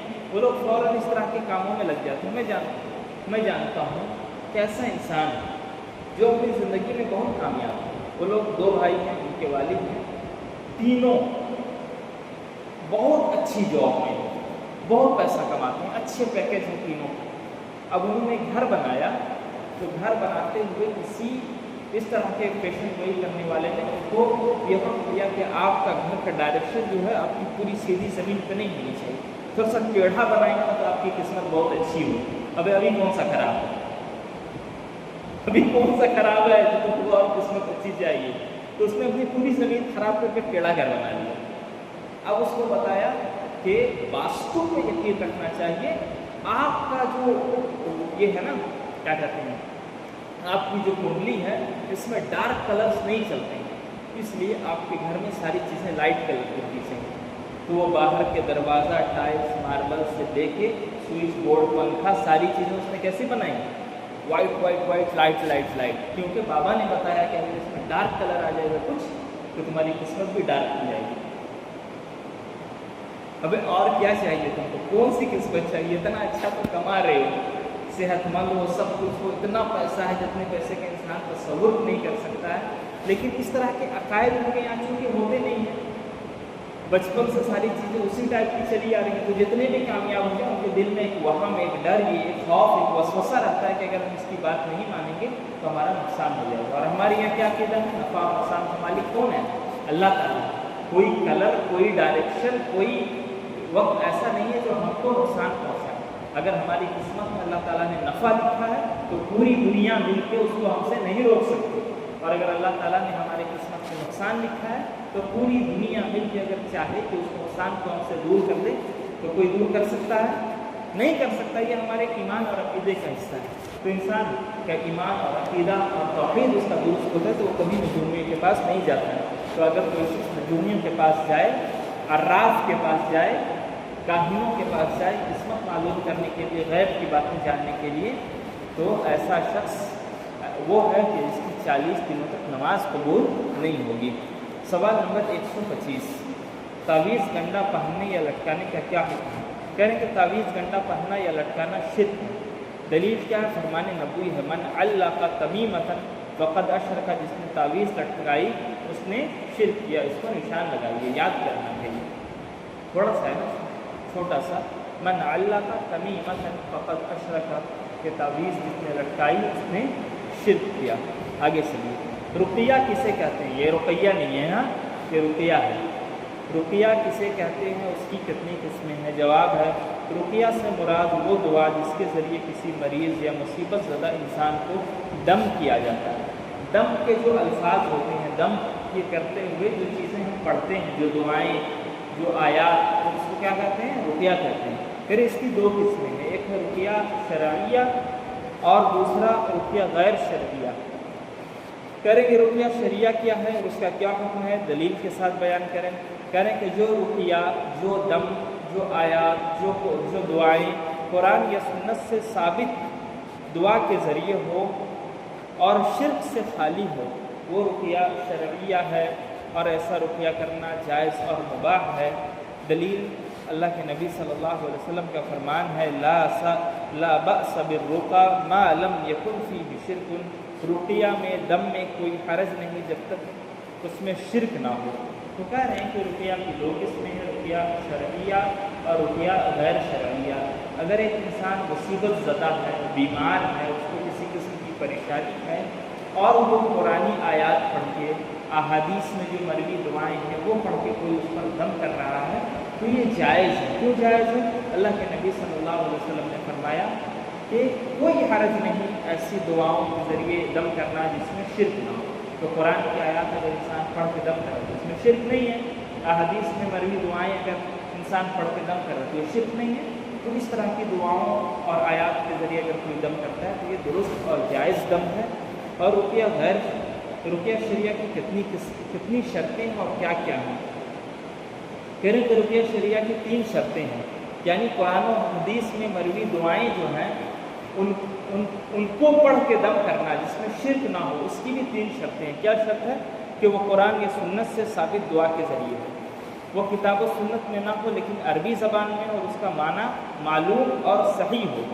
تیسرا، اس بات کا عقیدہ ہو کہ رقیہ بذات خود نفع بخش نہیں بلکہ اللہ کے حکم سے نفع بخش. ایک انسان بیمار ہے اور وہ چاہتا ہے کہ ہم کو دم کر دے کوئی، تو کیا ہے؟ وہ قرآن آیات اور احادیث میں مروی دعائیں پڑھ کے وہ دم کر رہا ہے. تو اس کے لیے 3 شرطیں ہیں. کیا شرط ہے؟ کہ یقیناً وہ چیز جو اس پر پڑھ کے دم کی جا رہی ہے وہ قرآن کی آیت ہو یا احادیث میں موجود دعائیں ہیں. دوسری شرط کہ ایمان لیجیے کہ وہ قرآن یا کسی حدیث میں مروی دعا نہ ہو لیکن وہ دعا ہو عربی زبان میں اور اس میں شرک نہ ہو. ٹھیک، وہ دعا قرآن و حدیث میں نہیں ہے لیکن وہ دعا عربی زبان میں ہے اور اس میں شرکیہ الفاظ نہیں ہیں، انسان کر سکتا ہے. تیسری شرط یہ عقیدہ رکھیں کہ میرے یا آپ کے یا کسی فلانے کے یا کسی فلانے کے دم کرنے کی وجہ سے کوئی ٹھیک نہیں ہو رہا ہے، اس دم میں تاثیر نہیں ہے، یہ دم بذات خود ہمیں نفع پہنچانے والا نہیں ہے بلکہ اس میں اثر اللہ تعالیٰ ڈالتا ہے، تب یہ چیز ہمیں فائدہ پہنچاتی ہے. یہ چیز بذات خود ہم کو فائدہ نہیں پہنچا رہی ہے. ہوتے ہیں نا وہ آدمی جو دم کرتے ہیں نا وہی ہم کو کام کرتا ہے، فلاں آدمی والا دم ہم کو کرتا ہے. تو فلاں آدمی یا فلاں آدمی کا دم نہیں، اللہ تعالیٰ اس میں اثر ڈالتا ہے. سمجھ میں آ گئی نا بات؟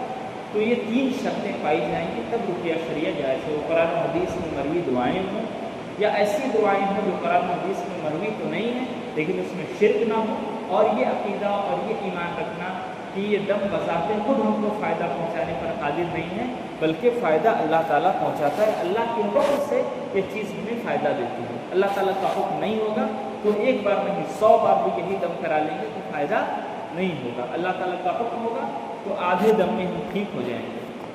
بات سمجھ میں آ گئی نا؟ آگے چلیے. رقیہ غیر شرعیہ کا کیا ہے اور اس کا کیا حکم ہے، دلیل کے ساتھ بیان کریں. کہنے کہ جو رقیہ شرک پر مشتمل ہو اس طور پر کہ اس میں غیر اللہ، جن اور شیاطین سے دعا ہو یا ان سے استعانت یا استغاثہ ہو، اس کو رقیہ غیر شرعیہ کہتے ہیں. ایسا رقیہ ناجائز اور حرام ہے. اللہ کے نبی صلی اللہ علیہ وسلم نے فرمایا ان الرقیٰ والتمائم والتولۃ شرک، کہ بے شک ناجائز رقیہ، گنڈا اور جادو سب شرک ہیں. کہ رقیہ غیر شرعیہ بھی ہوتا ہے. کچھ لوگ جاتے ہیں ایسے لوگوں کے پاس جو شرعی طور پر قرآن و حدیث کے طریقے سے دم نہیں کرتے بلکہ وہ لوگ شرکیہ الفاظ کے ذریعے دم کرتے ہیں. وہ شیاطین سے، جناتوں سے مدد مانگتے ہیں. آپ نے کبھی تعویذ کھولا ہوگا، تعویذ بھی کبھی کھولنے کا موقع ملے تو کھول کے دیکھیے، اس میں جو الفاظ لکھے رہتے ہیں اس میں عجیب و غریب قسم کے الفاظ لکھے رہتے ہیں، ایسے ایسے نام اور ایسی چیزیں کہ انسانی عقل اور سمجھ میں آنے والی چیزیں نہیں رہتی. وہ شیاطین کے اور جناتوں کے نام ہوتے ہیں جس سے وہ لوگ مدد مانگتے ہیں، اس کے ذریعے وہ لوگ رقیہ کرتے ہیں، اس کے ذریعے وہ لوگ دم کرتے ہیں. ہوتا یہ ہے کہ کبھی کبھی انسان ایک چیز، جب اس طرح کی باتیں آتی ہیں تو میں آپ کو سمجھاتا ہوں. ایک انسان وہ پریشان حال، کیا ہے؟ وہ پریشان ہے، یقیناً اس کی کوئی پریشانی ہے، وہ دم کراتا ہے، شرعی رقیہ کراتا ہے، اس کی پریشانی میں افاقہ نہیں ہے، اس کی پریشانی مکمل ختم نہیں ہوتی یا کم نہیں ہے. کوئی انسان اس کو کہتا ہے کہ جاؤ ایسی جگہ کہ فلاں جگہ ایک بابا بیٹھتے ہیں، ان سے کرا لینا، وہ ٹھیک کر دیتے ہیں. اور اس کو پتہ ہے کہ یار اس کے یہاں تو وہ تعویذ دیتے ہیں، ان کے یہاں جاؤ تو عجیب و غریب حرکت کرتے ہیں. لیکن یہ بھی ہے کہ انسان ٹھیک بھی ہو جاتا ہے. ہوتا ہے نا کبھی کبھی پھر ایک دم کرا لیا کچھ نہیں ہوا، جا کے گیا تعویذ پڑھ لیا ٹھیک ہو گیا. ہوتا ہے ایسا. کیوں ہوتا ہے؟ کیونکہ تعویذ لٹکانا، ابھی ہم لوگوں نے کیا پڑھا؟ شرک ہے نا. تعویذ لٹکانا کیا ہے؟ شرک ہے. غیر شرعی رقیہ کیا کرنا کیا ہے؟ شرک ہے. اور انسان شرک کرے گا تو اس کا یہ عمل معاف ہوگا؟ کبھی معاف نہیں ہوگا. وہ کہاں جائے گا؟ جہنم میں جائے گا. مان لیجیے کہ وہ انسان پریشان حال تھا. کس وجہ سے پریشان حال تھا؟ شیاطین کی وجہ سے پریشان حال تھا. شیاطین اس کو پریشان کر رہے تھے، اس کو تکلیف دے رہے تھے. ٹھیک. اور دم جو ہے شرعی رقیہ اس کو مکمل طور پر کسی وجہ سے XYZ کوئی بھی وجہ ہو اس سے اس کو افاقہ نہیں ہو رہا تھا, اللہ تعالیٰ اس کو آزمائش میں مبتلا کیا تھا, یا اللہ تعالیٰ اس کی شفا کو تھوڑی سی تاخیر کر رہا تھا, کوئی بھی وجہ ہو, یہ افاقہ نہیں ہو رہا تھا, تو وہ چلا گیا کسی ایسی جگہ جہاں شرک یا عمل ہوتا ہے, اور وہاں اس نے تعویذ لٹکا اور ٹھیک ہو گیا. تو شیطان کا جو مقصد ہو تو کامیاب ہو گیا نا. شیطان کا مقصد کیا ہے کہ اللہ ہم تیرے بندوں کو بہکائیں گے قیامت تک اور اس کو اپنے ساتھ کہاں لے کے جائیں گے؟ جہنم. جب آپ نے شرک کر ہی دیا تو اس کا تو کام ہی ختم ہو گیا نا, وہ آپ کو کیوں اور پریشان کرے گا؟ اس کا مشن ہی یہی تھا نا کہ آپ کے عقیدوں کو خراب کر دیا جائے, آپ کو غیر اللہ کا محتاج بنا دیا جائے, آپ کو غیر اللہ کے در کا سوالی بنا دیا جائے, اور آپ وہاں گئے ایک تعویذ لٹکایا اور ٹھیک ہو گئے. اور وہ ٹھیک ہونا کیا ہوتا ہے؟ وقتی ہوتا ہے.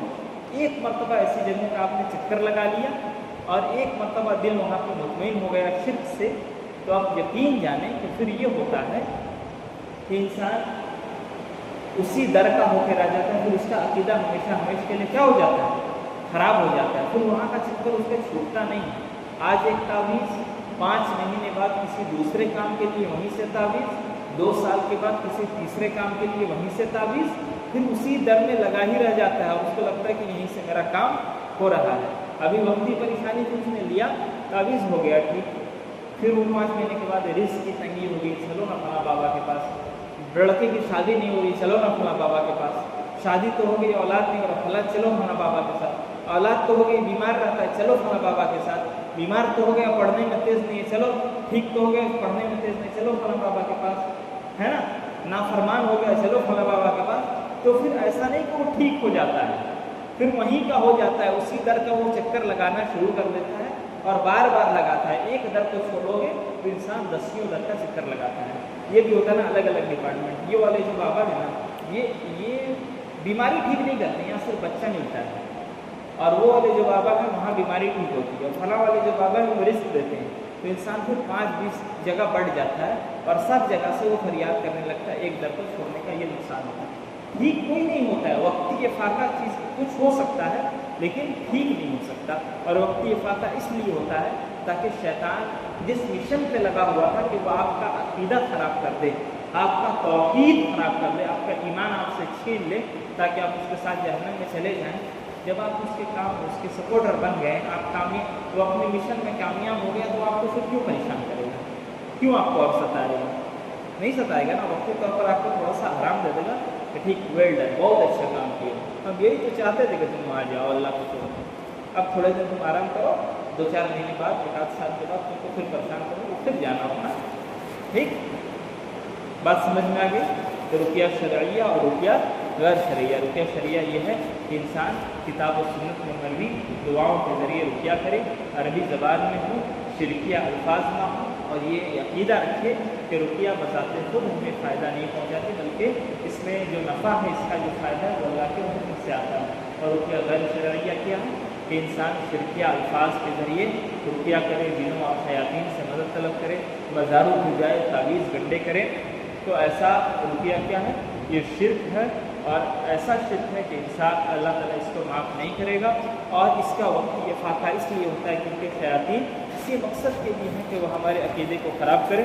جب وہ خراب کر لیتے ہیں تو وہ تھوڑے سے شانت ہو جاتے ہیں. اسی لیے انسان کو لگتا ہے کہ دیکھو وہاں ہم گئے تو فائدہ ہو گیا. اب دیکھیں باب 4 ہے عبادات کے بیان میں.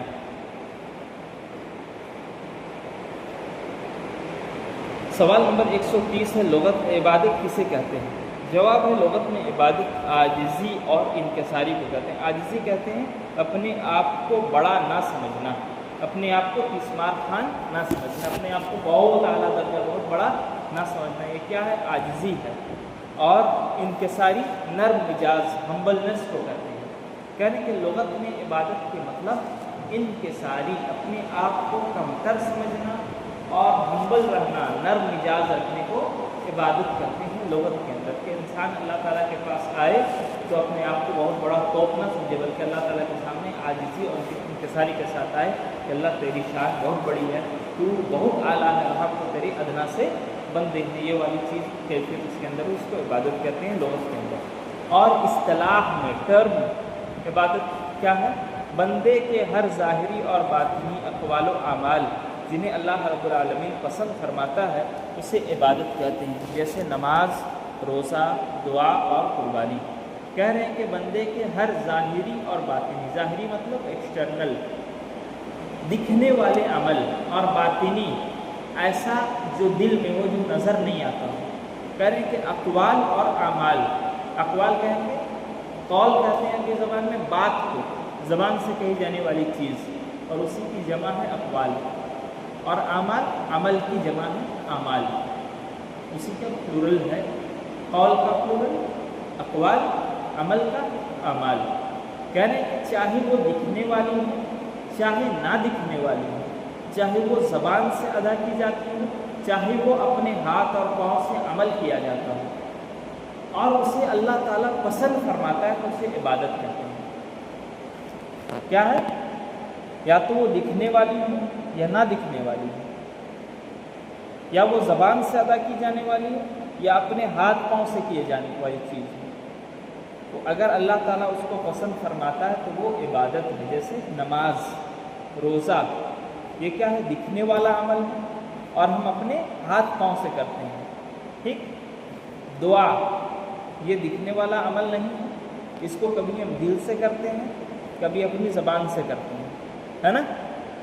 قربانی، یہ دکھنے والا عمل ہے، اس میں ہم اپنا مال صرف کرتے ہیں، اور یہ ساری چیزیں کیا ہیں؟ ان کو اللہ تعالیٰ پسند کرتا ہے، تو یہ سب کیا ہے؟ عبادت ہے۔ تو عبادت ہر وہ چیز، چاہے وہ دکھ رہی ہو چاہے نہ دکھ رہی ہو، چاہے زبان سے ادا کیے جا رہا ہو یا اپنے ہاتھ پاؤں اور اپنے مال سے ادا کیا جا رہا ہو، اگر اللہ تعالیٰ اس کو پسند کرتا ہے تو وہ کیا ہے؟ عبادت ہے۔ اس کا مطلب یہ ہے کہ ہر وہ کام جو اللہ کو پسند ہو، چاہے وہ ظاہری ہو، چاہے وہ باطنی ہو، چاہے وہ زبان سے ادا کی جانے والی چیز ہو، چاہے وہ ہاتھ پاؤں سے عمل کی جانے والی چیز ہو، وہ عبادت ہے۔ آگے چلیے، سوال نمبر 131، ظاہری اقوال و اعمال کی چند مثالیں ذکر کریں۔ پھر ظاہری اقوال و اعمال جیسے کلمہ توحید کا اقرار کرنا، کلمے کا اقرار کرنا، انسان کلمہ پڑھتا ہے، لا الہ الا اللہ محمد رسول اللہ، یا اشہد ان لا الہ الا اللہ وان محمد رسول اللہ، پڑھتا ہے نا کلمہ، یہ کیا ہے؟ ظاہری عمل ہے، یہ ظاہری ہے اور زبان سے کیے جانے والا عمل ہے نا۔ اسی طریقے سے نماز پڑھنا، یہ ظاہری ہے اور اپنے ہاتھ پاؤں سے کیے جانے والا عمل ہے۔ اسی طریقے سے حج کرنا، یہ بھی ظاہری عمل ہے اور اپنے بدن سے کیے جانے والا عمل ہے، ٹھیک ہے۔ زکوٰۃ دینا، یہ بھی ظاہری عمل ہے اور اپنے مال میں سے خرچ کرنا ہے۔ بات سمجھ میں آ رہی ہے؟ تو یہ سب ظاہری اعمال ہیں، اور باطنی عمل کس کو کہتے ہیں؟ محبت، خوف، توکل، کہ اللہ تعالیٰ سے انسان محبت کرے، اللہ تعالیٰ کا خوف ہو اور اللہ تعالیٰ کی ذات پر بھروسہ کرتا ہو۔ یہ سب کیا نظر آنے والی چیز ہے؟ اللہ کا خوف نظر آنے والی چیز ہے، اللہ کی محبت نظر آنے والی چیز ہے، اللہ کی ذات پر بھروسہ نظر آنے والی چیز ہے؟ نہیں، یہ سب کہاں ہوتی ہے؟ انسان کے دل میں ہوتی ہے نا، یہ باطنی عمل ہے۔ تو سمجھ میں آ گیا؟ ظاہری عبادت اور باطنی عبادت۔ ظاہری عبادت جو نظر آ رہی ہے، چاہے اس کو ہم زبان سے کرتے ہوں چاہے اپنے عمل سے کرتے ہیں، اور باطنی عبادت جو نظر نہ آ رہی ہو اور یہ صرف اور صرف ہمارے دل میں ہوتا ہے۔ آگے چلیے، عبادت کی کتنی قسمیں ہیں؟ کہہ رہے کہ عبادت کی 3 قسمیں ہیں۔ نمبر 1، دل کی عبادت، جیسے اللہ کا خوف، اللہ پر بھروسہ، اللہ سے محبت، یہ عبادت ہے۔ زبان کی عبادت، جیسے اللہ کا ذکر، اللہ کی تسبیح، اللہ سے استغفار۔ اور اعضاء، انسانی جسم سے عبادت، جیسے نماز، روزہ اور حج۔ کہہ رہے ہیں کہ عبادت کی 3 قسمیں، زبان سے، دل سے، زبان سے، اور اعضاء سے۔ اعضاء کہتے ہیں ہاتھ، پاؤں، اس طرح کے جو جسم کے حصے ہیں، باڈی کے جو پارٹس ہیں، ٹھیک۔ تو کہہ رہے ہیں عبادت کس کی کرنی چاہیے؟ کہہ رہے ہیں عبادت صرف اور صرف اللہ تعالیٰ کی کرنی چاہیے جو سارے جہان کا رب اور پالن ہار ہے۔ دلیل کیا ہے؟ اللہ تعالیٰ کا فرمان ہے، یا ایھا الناس اعبدوا ربکم الذی خلقکم والذین من قبلکم لعلکم تتقون، کہ اے لوگوں اپنے اس رب کی عبادت کرو جس نے تمہیں اور تم سے پہلے لوگوں کو پیدا کیا تاکہ تم متقی بن جاؤ۔ کہہ رہے ہیں کہ اللہ تعالیٰ کی عبادت ہونی چاہیے، صرف اور صرف اسی کی عبادت ہونی چاہیے، کیونکہ اللہ تعالیٰ نے لوگوں کو حکم دیا کہ اے لوگوں اس اللہ کی عبادت کرو جس نے تم کو پیدا کیا، تم سے پہلے لوگوں کو پیدا کیا تاکہ تم اللہ تعالیٰ سے ڈرنے والے بن جاؤ۔ سوال نمبر 134، عبادت کی قبولیت کی کتنی شرطیں ہیں؟ کہہ رہے ہیں کہ عبادت کی قبولیت کی 2 شرطیں ہیں۔ عبادت انسان کر رہا ہے، اس میں 2 شرطیں ہوں گی تبھی وہ عبادت قبول ہوگی۔ پہلی شرط کیا ہے کہ پہلی شرط عبادت کو اللہ کے لیے خالص کرنا، عبادت صرف اللہ کے لیے ہونی چاہیے، کسی اور کے لیے عبادت نہیں ہونی چاہیے۔ فرمان کیا ہے اللہ تعالیٰ کا؟ اللہ تعالیٰ فرماتا ہے وَمَا أُمِرُوا إِلَّا لِيَعْبُدُوا اللَّهَ مُخْلِصِينَ لَهُ الدِّينَ، انہیں محض اس بات کا حکم دیا گیا کہ وہ صرف اور صرف اللہ کی عبادت کریں، اس کے لیے دین کو خالص کرتے ہوئے۔ پہلی شرط ہے کہ عبادت میں کسی قسم کا دکھاوا، ریاکاری یا کوئی اور دوسرا مقصد نہ ہو، عبادت ہم کریں تو صرف اللہ کے لیے کریں، یہ پہلی شرط ہے کہ عبادت کی قبول ہوگی۔ دوسری شرط کیا ہے؟ اس عبادت کو نبی کریم صلی اللہ علیہ وسلم کے سنت کے مطابق انجام دینا۔ اللہ تک کے نبی صلی اللہ علیہ وسلم کا فرمان ہے من عمل عملا لیس علیہ امرنا فہو رد، کہ جس نے کوئی ایسا عمل کیا جو ہماری شریعت کے مطابق نہ ہو وہ سب مردود، مردود کا مطلب ریجیکٹڈ ہے، ناقابل قبول ہے، اللہ کے یہاں قبول نہیں ہوگی۔ تو عبادت کی قبولیت کی کتنی شرطیں ہوئیں؟ 2 شرطیں، کہ وہ عبادت خالص اللہ کے لیے ہو، کوئی دوسرا مقصد نہ ہو اس میں، اور وہ نبی کریم صلی اللہ علیہ وسلم کے طریقے کے مطابق ہو۔ یہ دونوں چیزیں ہوں گی تب ہماری عبادت قبول ہوگی۔ مان لیجیے کہ کوئی انسان آئے نماز پڑھنے کے لیے، اس نے نماز پڑھی، اس نے نماز کو بالکل اچھے سے پڑھی، کیسے؟ جیسے اللہ کے نبی صلی اللہ علیہ وسلم نے حکم دیا، آیا اللہ اکبر کا، سینے پہ ہاتھ باندھا، ثنا پڑھا، اس نے سورہ فاتحہ پڑھا، کوئی سورت پڑھی، پھر رفع الیدین کرتے ہوئے رکوع میں گیا اللہ اکبر کہتے ہوئے، وہاں پر رکوع کی دعا پڑھا اس نے، پھر سمیع اللہ لمن حمیدہ کہہ کے اٹھا، پھر رکوع کے بعد کی جو دعا نبی کریم صلی اللہ علیہ وسلم نے سکھائی ہے وہ پڑھا۔ پوری نماز اس نے نبی کریم صلی اللہ علیہ وسلم کے طریقے کے مطابق پڑھی، لیکن اس کی نیت یہ تھی کہ لوگ مجھے دیکھ کے نمازی کہیں، اللہ کے لیے وہ نہیں پڑھ رہا تھا، تو اس کا عبادت قبول ہوا نہیں ہوا، کیونکہ اخلاص نہیں تھا اس کے اندر۔ اس کے برعکس ایک شخص آیا اور وہ اللہ کے لیے نماز پڑھ رہا تھا، وہ چاہتا تھا کہ کوئی مجھے دیکھ کے میری تعریف نہ کرے، بس میں اللہ کے لیے نماز پڑھ رہا ہوں، لیکن اس نے نماز ایسے پڑھی جیسے اللہ کے نبی صلی اللہ علیہ وسلم کا طریقہ نہ ہو، اس نے کمی بیشی کر دی یا الٹی سیدھی اس نے کر دیا، ٹھیک ہے نا، ایک رکوع کی بجائے اس نے 2 رکوع کیے اور 1 سجدہ کیا، لیکن اس نے پڑھی نماز اللہ کے لیے، لیکن پڑھا کیسے؟ اللہ کے نبی صلی اللہ علیہ وسلم کے طریقے کے مطابق نہیں پڑھا، تو اس کا یہ عمل قبول ہوگا قبول نہیں ہوگا نا۔ ایک رکوع کے بجائے وہ 2 رکوع کر رہا ہے اپنے من سے، اور 2 سجدوں کے بجائے وہ 1 سجدہ کر رہا ہے، اور دعائیں وہ اپنے من سے کر رہا ہے نمازوں میں۔ وہ سورہ فاتحہ مان لیجیے نہیں پڑھ رہا ہے، اللہ کے نبی صلی اللہ علیہ وسلم نے کہا کہ سورہ فاتحہ کے بغیر نماز نہیں ہے، وہ نماز پڑھ رہا ہے لیکن طریقہ اس کا نبی کے خلاف ہے، تو اس کا عمل قبول ہوگا نہیں ہوگا، کیونکہ دوسری شرط اس میں نہیں پائی جا رہی ہے۔ 2 شرطیں عبادت کی قبولیت کی، پہلی شرط اللہ کے لیے ہو، دوسری شرط نبی کے طریقے کے مطابق ہو۔ اور عبادت کیا ہے کہ ہر وہ بات، ہر وہ عمل، چاہے وہ دکھنے والی ہو چاہے نہ دکھنے والی ہو، اللہ تعالیٰ اس کو پسند کرتا ہے تو وہ عبادت ہے، چاہے ہم وہ زبان سے کر رہے ہیں، اللہ کی تعریف بیان کر رہے ہیں، حمد و ثنا بیان کر رہے ہیں، استغفار کر رہے ہیں، یا اپنے دل پہ اللہ کا خوف، اللہ سے محبت، اللہ سے توکل رکھے ہوئے ہیں، یا اپنے عمل سے ہم نماز پڑھ رہے ہیں، روزہ رکھ رہے ہیں، زکوٰۃ دے رہے ہیں، حج کر رہے ہیں، یہ سب قسم عبادات ہیں، کیونکہ اللہ تعالیٰ اس کو پسند کرتا ہے۔ اور یہ عبادت کس کے طریقے کے مطابق ہوگی تو قبول ہوگا؟ اللہ کے نبی صلی اللہ علیہ وسلم کے طریقے کے مطابق اگر ہم عبادت کریں گے تو یہ عبادت اللہ کے یہاں قبول ہوگی۔ چلیے سوال نمبر 135، عبادت کے کتنے ارکان ہیں؟ جواب ہے عبادت کے 3 ارکان ہیں، اللہ سے محبت، اللہ سے خوف اور اللہ کی امید۔ کہ عبادت کرنے ہم آئیں تو اللہ کی محبت ہمارے دل میں ہے، ٹھیک؟ ایسا نہیں کہ نماز پڑھنا ہماری ڈیوٹی ہے، نماز ایسی کیفیت کے ساتھ پڑھیں کہ ہمیں نماز پڑھنے میں مزہ آتا ہے، نماز پڑھتے ہوئے ہمیں اچھا لگتا ہو، اللہ تعالیٰ سے ہمیں بات کرنے جانا ہے یہ لگتا ہو کہ ہم اللہ تعالیٰ سے بات کرنے جا رہے ہیں، نماز کے لیے ہمارا دل بےتاب ہو، محبت ہو ہمارے دل میں عبادت کے تئیں، اللہ کا خوف بھی ہو ہمارے دل میں کہ اگر ہم عبادت میں کوتاہی کریں گے، کمی بیشی کریں گے،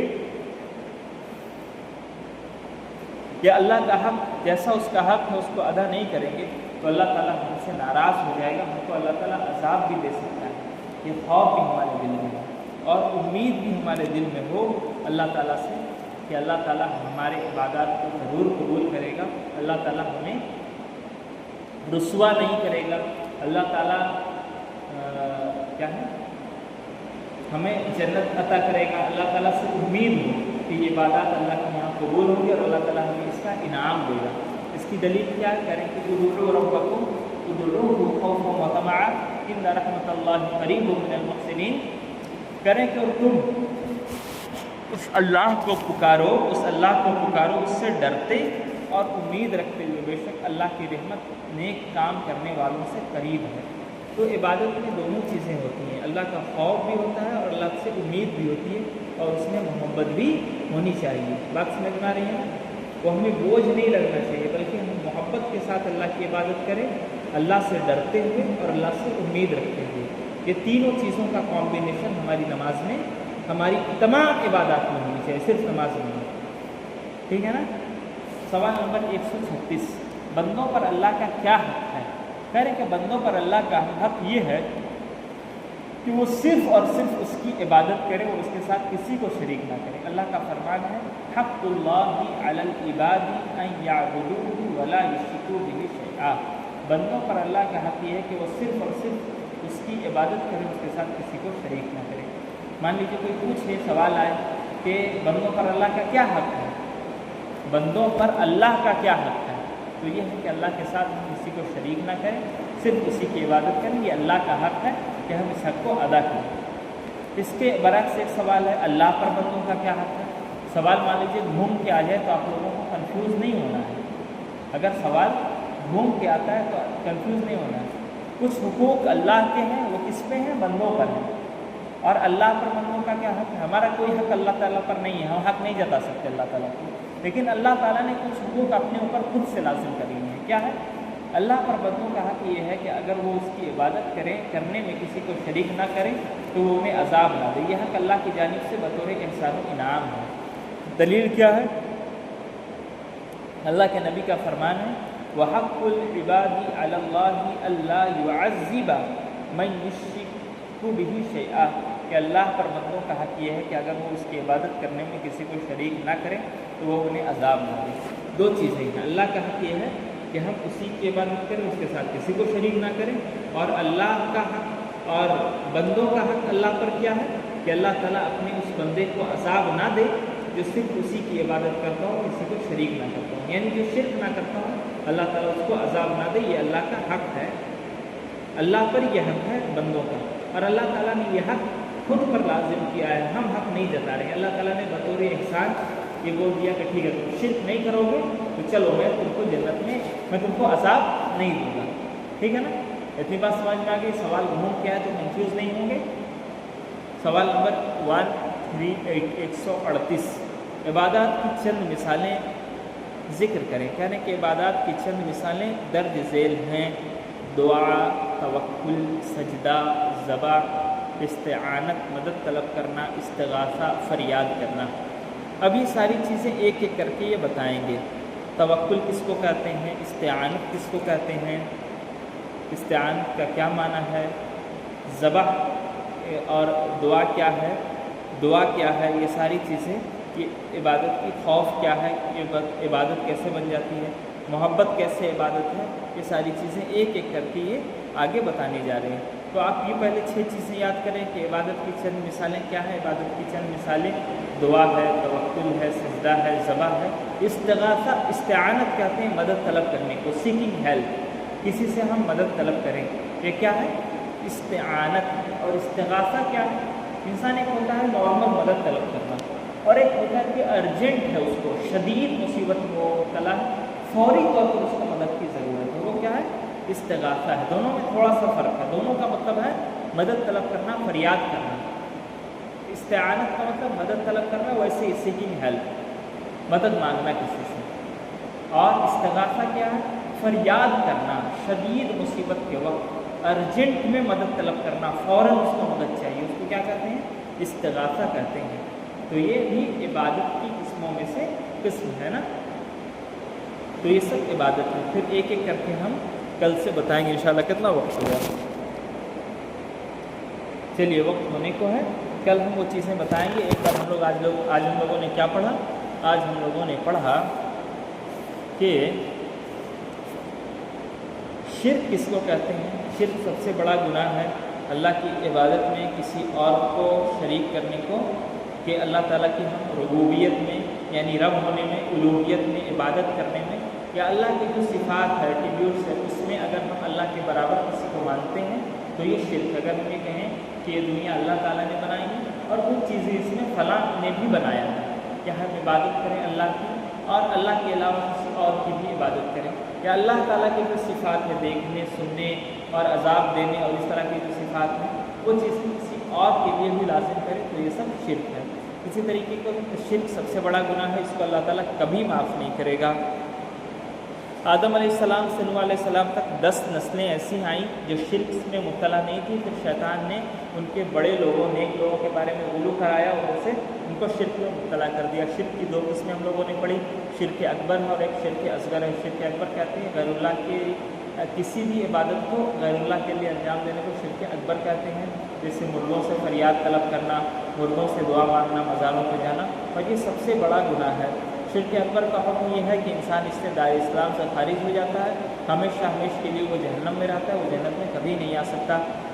شرک اکبر کی چند مثالیں ہم لوگوں نے دیکھی کہ مردوں سے یا بتوں سے وہ دعا کرنا، یا ان کے سامنے جانور ذبح کرنا، یا قبروں کو بتوں کو جا کے سجدہ کرنا. اسی طریقے سے شرک اصغر ہم لوگوں نے دیکھا. شرک اصغر وہ ہے کہ جس کو قرآن و حدیث میں شرک کہا گیا ہے لیکن یہ حقیقی شرک نہیں ہے، جیسے ریاکاری ہے، دکھاوا ہے، غیر اللہ کی قسم کھانا ہے، اس طرح کی چیزیں. شرک اکبر اور شرک اصغر کا فرق یہ ہے کہ بڑے شرک اکبر کی وجہ سے انسان اسلام سے نکل جاتا ہے، شرک اصغر کی وجہ سے اس کا ایمان کمزور ہوتا ہے، وہ ایمان سے نہیں نکلتا. شرک اکبر کرنے والے انسان کے تمام اعمال برباد ہو جاتے ہیں، جبکہ شرک اصغر کرنے والے کا سب عمل برباد نہیں ہوتا، کچھ عمل برباد ہوتا ہے، اس کا ایمان کمزور ہوتا ہے. اور شرک اکبر کرنے والا انسان ہمیشہ جہنم میں رہے گا، لیکن جو انسان شرک اکبر میں مبتلا ہے، شرک اصغر میں مبتلا ہے، وہ جہنم میں کچھ عرصے رہے گا لیکن وہ نکال دیا جائے گا. شرک کے ساتھ ہمارا کوئی بھی عمل اللہ کے یہاں قبول نہیں ہوگا. اور مسلمان ایک وقت ایسا آئے گا کہ زمانے جاہلیت کی بتوں کی پوجا کریں گے. قبروں کا مسجد بنانے کے بارے میں اللہ کے نبی صلی اللہ علیہ وسلم نے منع کیا، کیونکہ یہ شرک کے سبب میں سے، شرک کے ذرائع میں سے ایک ذریعہ ہے. اللہ تعالیٰ نے یہود و نصارہ کو اس وجہ سے لعنت کی ہے کہ انہوں نے اپنے انبیاء کی قبروں پر مسجدیں بنا لی تھی. نجومیوں اور کاہنوں کے پاس جو غیب کی باتیں بتاتے ہیں ان کے پاس جانا حرام ہے. اگر کوئی انسان ان کے پاس چلا جاتا ہے، بطور مذاق بھی چلا جائے، صرف ویسے ہی پوچھنے کے لیے، تو اس کی 40 دن کی نمازیں قبول نہیں ہوتی. اور اگر ان کی باتوں پر عمل کرنے لگ جائے، اس کو سچ اور حق ماننے لگ جائے، تو پھر اس کا تو ایمان ہی خراب ہو جاتا ہے نا. تو 40 دن تک جس کی نماز قبول نہیں کی، وہ ایسا انسان ہے جو ان پر ایمان نہ لاتا ہوں، بس ویسے ہی پوچھنے چلا گیا ہوں. سمجھ میں آ رہی ہے نا بات؟ اسی طریقے سے تعویذ گنڈا لٹکانے کا حکم یہ ہے کہ تعویذ لٹکانا شرک ہے. اور رقیہ کے بارے میں ہم لوگوں نے پڑھا کہ رقیہ 2 قسم کے ہوتے ہیں، ایک شرعیہ اور ایک غیر شرعیہ. شرعیہ رقیہ یہ ہے جو قرآن و حدیث کے مطابق ہو، عربی زبان میں ہو، ایسے الفاظ نہ ہوں کہ اس میں شرک پایا جائے، اور یہ عقیدہ رکھا جائے کہ یہ بذات خود فائدہ پہنچانے والے نہیں ہیں، بلکہ اللہ تعالیٰ کے حکم سے اس سے فائدہ ہوتا ہے. رقیہ غیر شرعیہ کیا ہے کہ جس میں غیر اللہ سے مدد مانگی جائے، شیاطین و جناتوں سے مدد مانگی جائے، اور اس میں شرکیہ الفاظ ہوں. ایک انسان اگر یہ ساری چیزیں کرتا ہے تو شرک کرتا ہے، اور شرک کی معافی کبھی نہیں ہوتی. پھر ہم لوگوں نے عبادت پڑھا کہ لغت میں عبادت کہتے ہیں عاجزی اور انکساری کو، اپنے آپ کو بہت بڑا نہ سمجھنا، اپنے آپ کو ہمبل رکھنے کو عبادت کہتے ہیں لغت میں. اور اصطلاح میں ہمارا ہر وہ عمل، چاہے وہ دکھنے والا ہو، چاہے نہ دکھنے والا ہو، چاہے وہ زبان سے ادا کیے جانے والا ہو، چاہے وہ اپنے ہاتھ پاؤں سے ادا کیے جانے والا ہو، ہر وہ عمل جس بھی طریقے سے ادا کیا جاتا ہو، اگر اللہ تعالیٰ کو وہ پسند ہے تو اس کو ہم عبادت کہتے ہیں. ہمارے ظاہری عبادت زبان سے کلمہ توحید کا پڑھنا، نماز پڑھنا، حج کرنا، زکوٰۃ دینا وغیرہ. اور باطنی عبادت اللہ کا خوف اپنے دل میں رکھنا، اللہ سے محبت رکھنا، اللہ کی ذات پر بھروسہ رکھنا، اللہ تعالیٰ سے دعا کرنا. اسی طریقے سے عبادت کی 3 قسمیں ہیں، دل کی عبادت ہے، زبان کی عبادت ہے، اور ہمارے اعضاء یعنی ہاتھ پاؤں اور جسمانی عضو کی عبادت ہے۔ عبادت کس کی کرنی چاہیے؟ تو عبادت صرف اور صرف اللہ کی کرنی چاہیے، اور عبادت قبول تب ہوگی جب ہم صرف اللہ کے لیے عبادت کریں اور اللہ کے نبی صلی اللہ علیہ وسلم کے طریقے کے مطابق کریں۔ اور عبادت کے کتنے ارکان تھے کہ عبادت میں اللہ سے محبت ہونی چاہیے، اللہ کا خوف ہونا چاہیے اور اللہ سے امید ہونی چاہیے، تینوں چیزوں کی کمبینیشن ہماری عبادت میں ہونی چاہیے۔ اور بندوں کا اللہ کا حق بندوں پر کیا ہے کہ انسان بندہ صرف اور صرف اللہ کی عبادت کرے، اس کے ساتھ کسی کو شریک نہ کرے، اور اگر انسان ایسا کرتا ہے تو اللہ نے اپنے اوپر یہ حق لازم کیا ہے کہ جو بندہ شرک نہیں کرے گا، صرف اسی کی عبادت کرے گا، اللہ تعالیٰ اس کو کبھی عذاب نہیں دے گا۔ اور عبادات کی چند مثالیں ہم لوگوں نے دیکھی کہ دعا کرنا، توکل اللہ کی ذات پر بھروسہ رکھنا، ٹرسٹ کرنا، سجدہ کرنا، ذبح کرنا، استعانت یعنی مدد طلب کرنا، استغاثہ فریاد کرنا، ارجنٹ میں مدد چاہنا، یہ سب کے سب عبادات کی قسموں میں سے قسمیں ہیں۔ اس کی پوری تفصیل ہم انشاءاللہ کل پڑھیں گے، آج کے لیے اتنا ہی کافی ہے۔ السلام علیکم ورحمۃ اللہ وبرکاتہ۔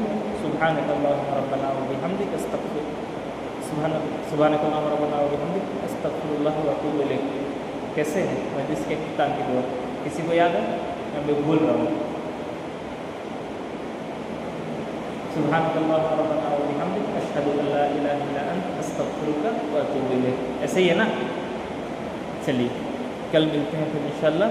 السلام علیکم ورحمۃ اللہ وبرکاتہ۔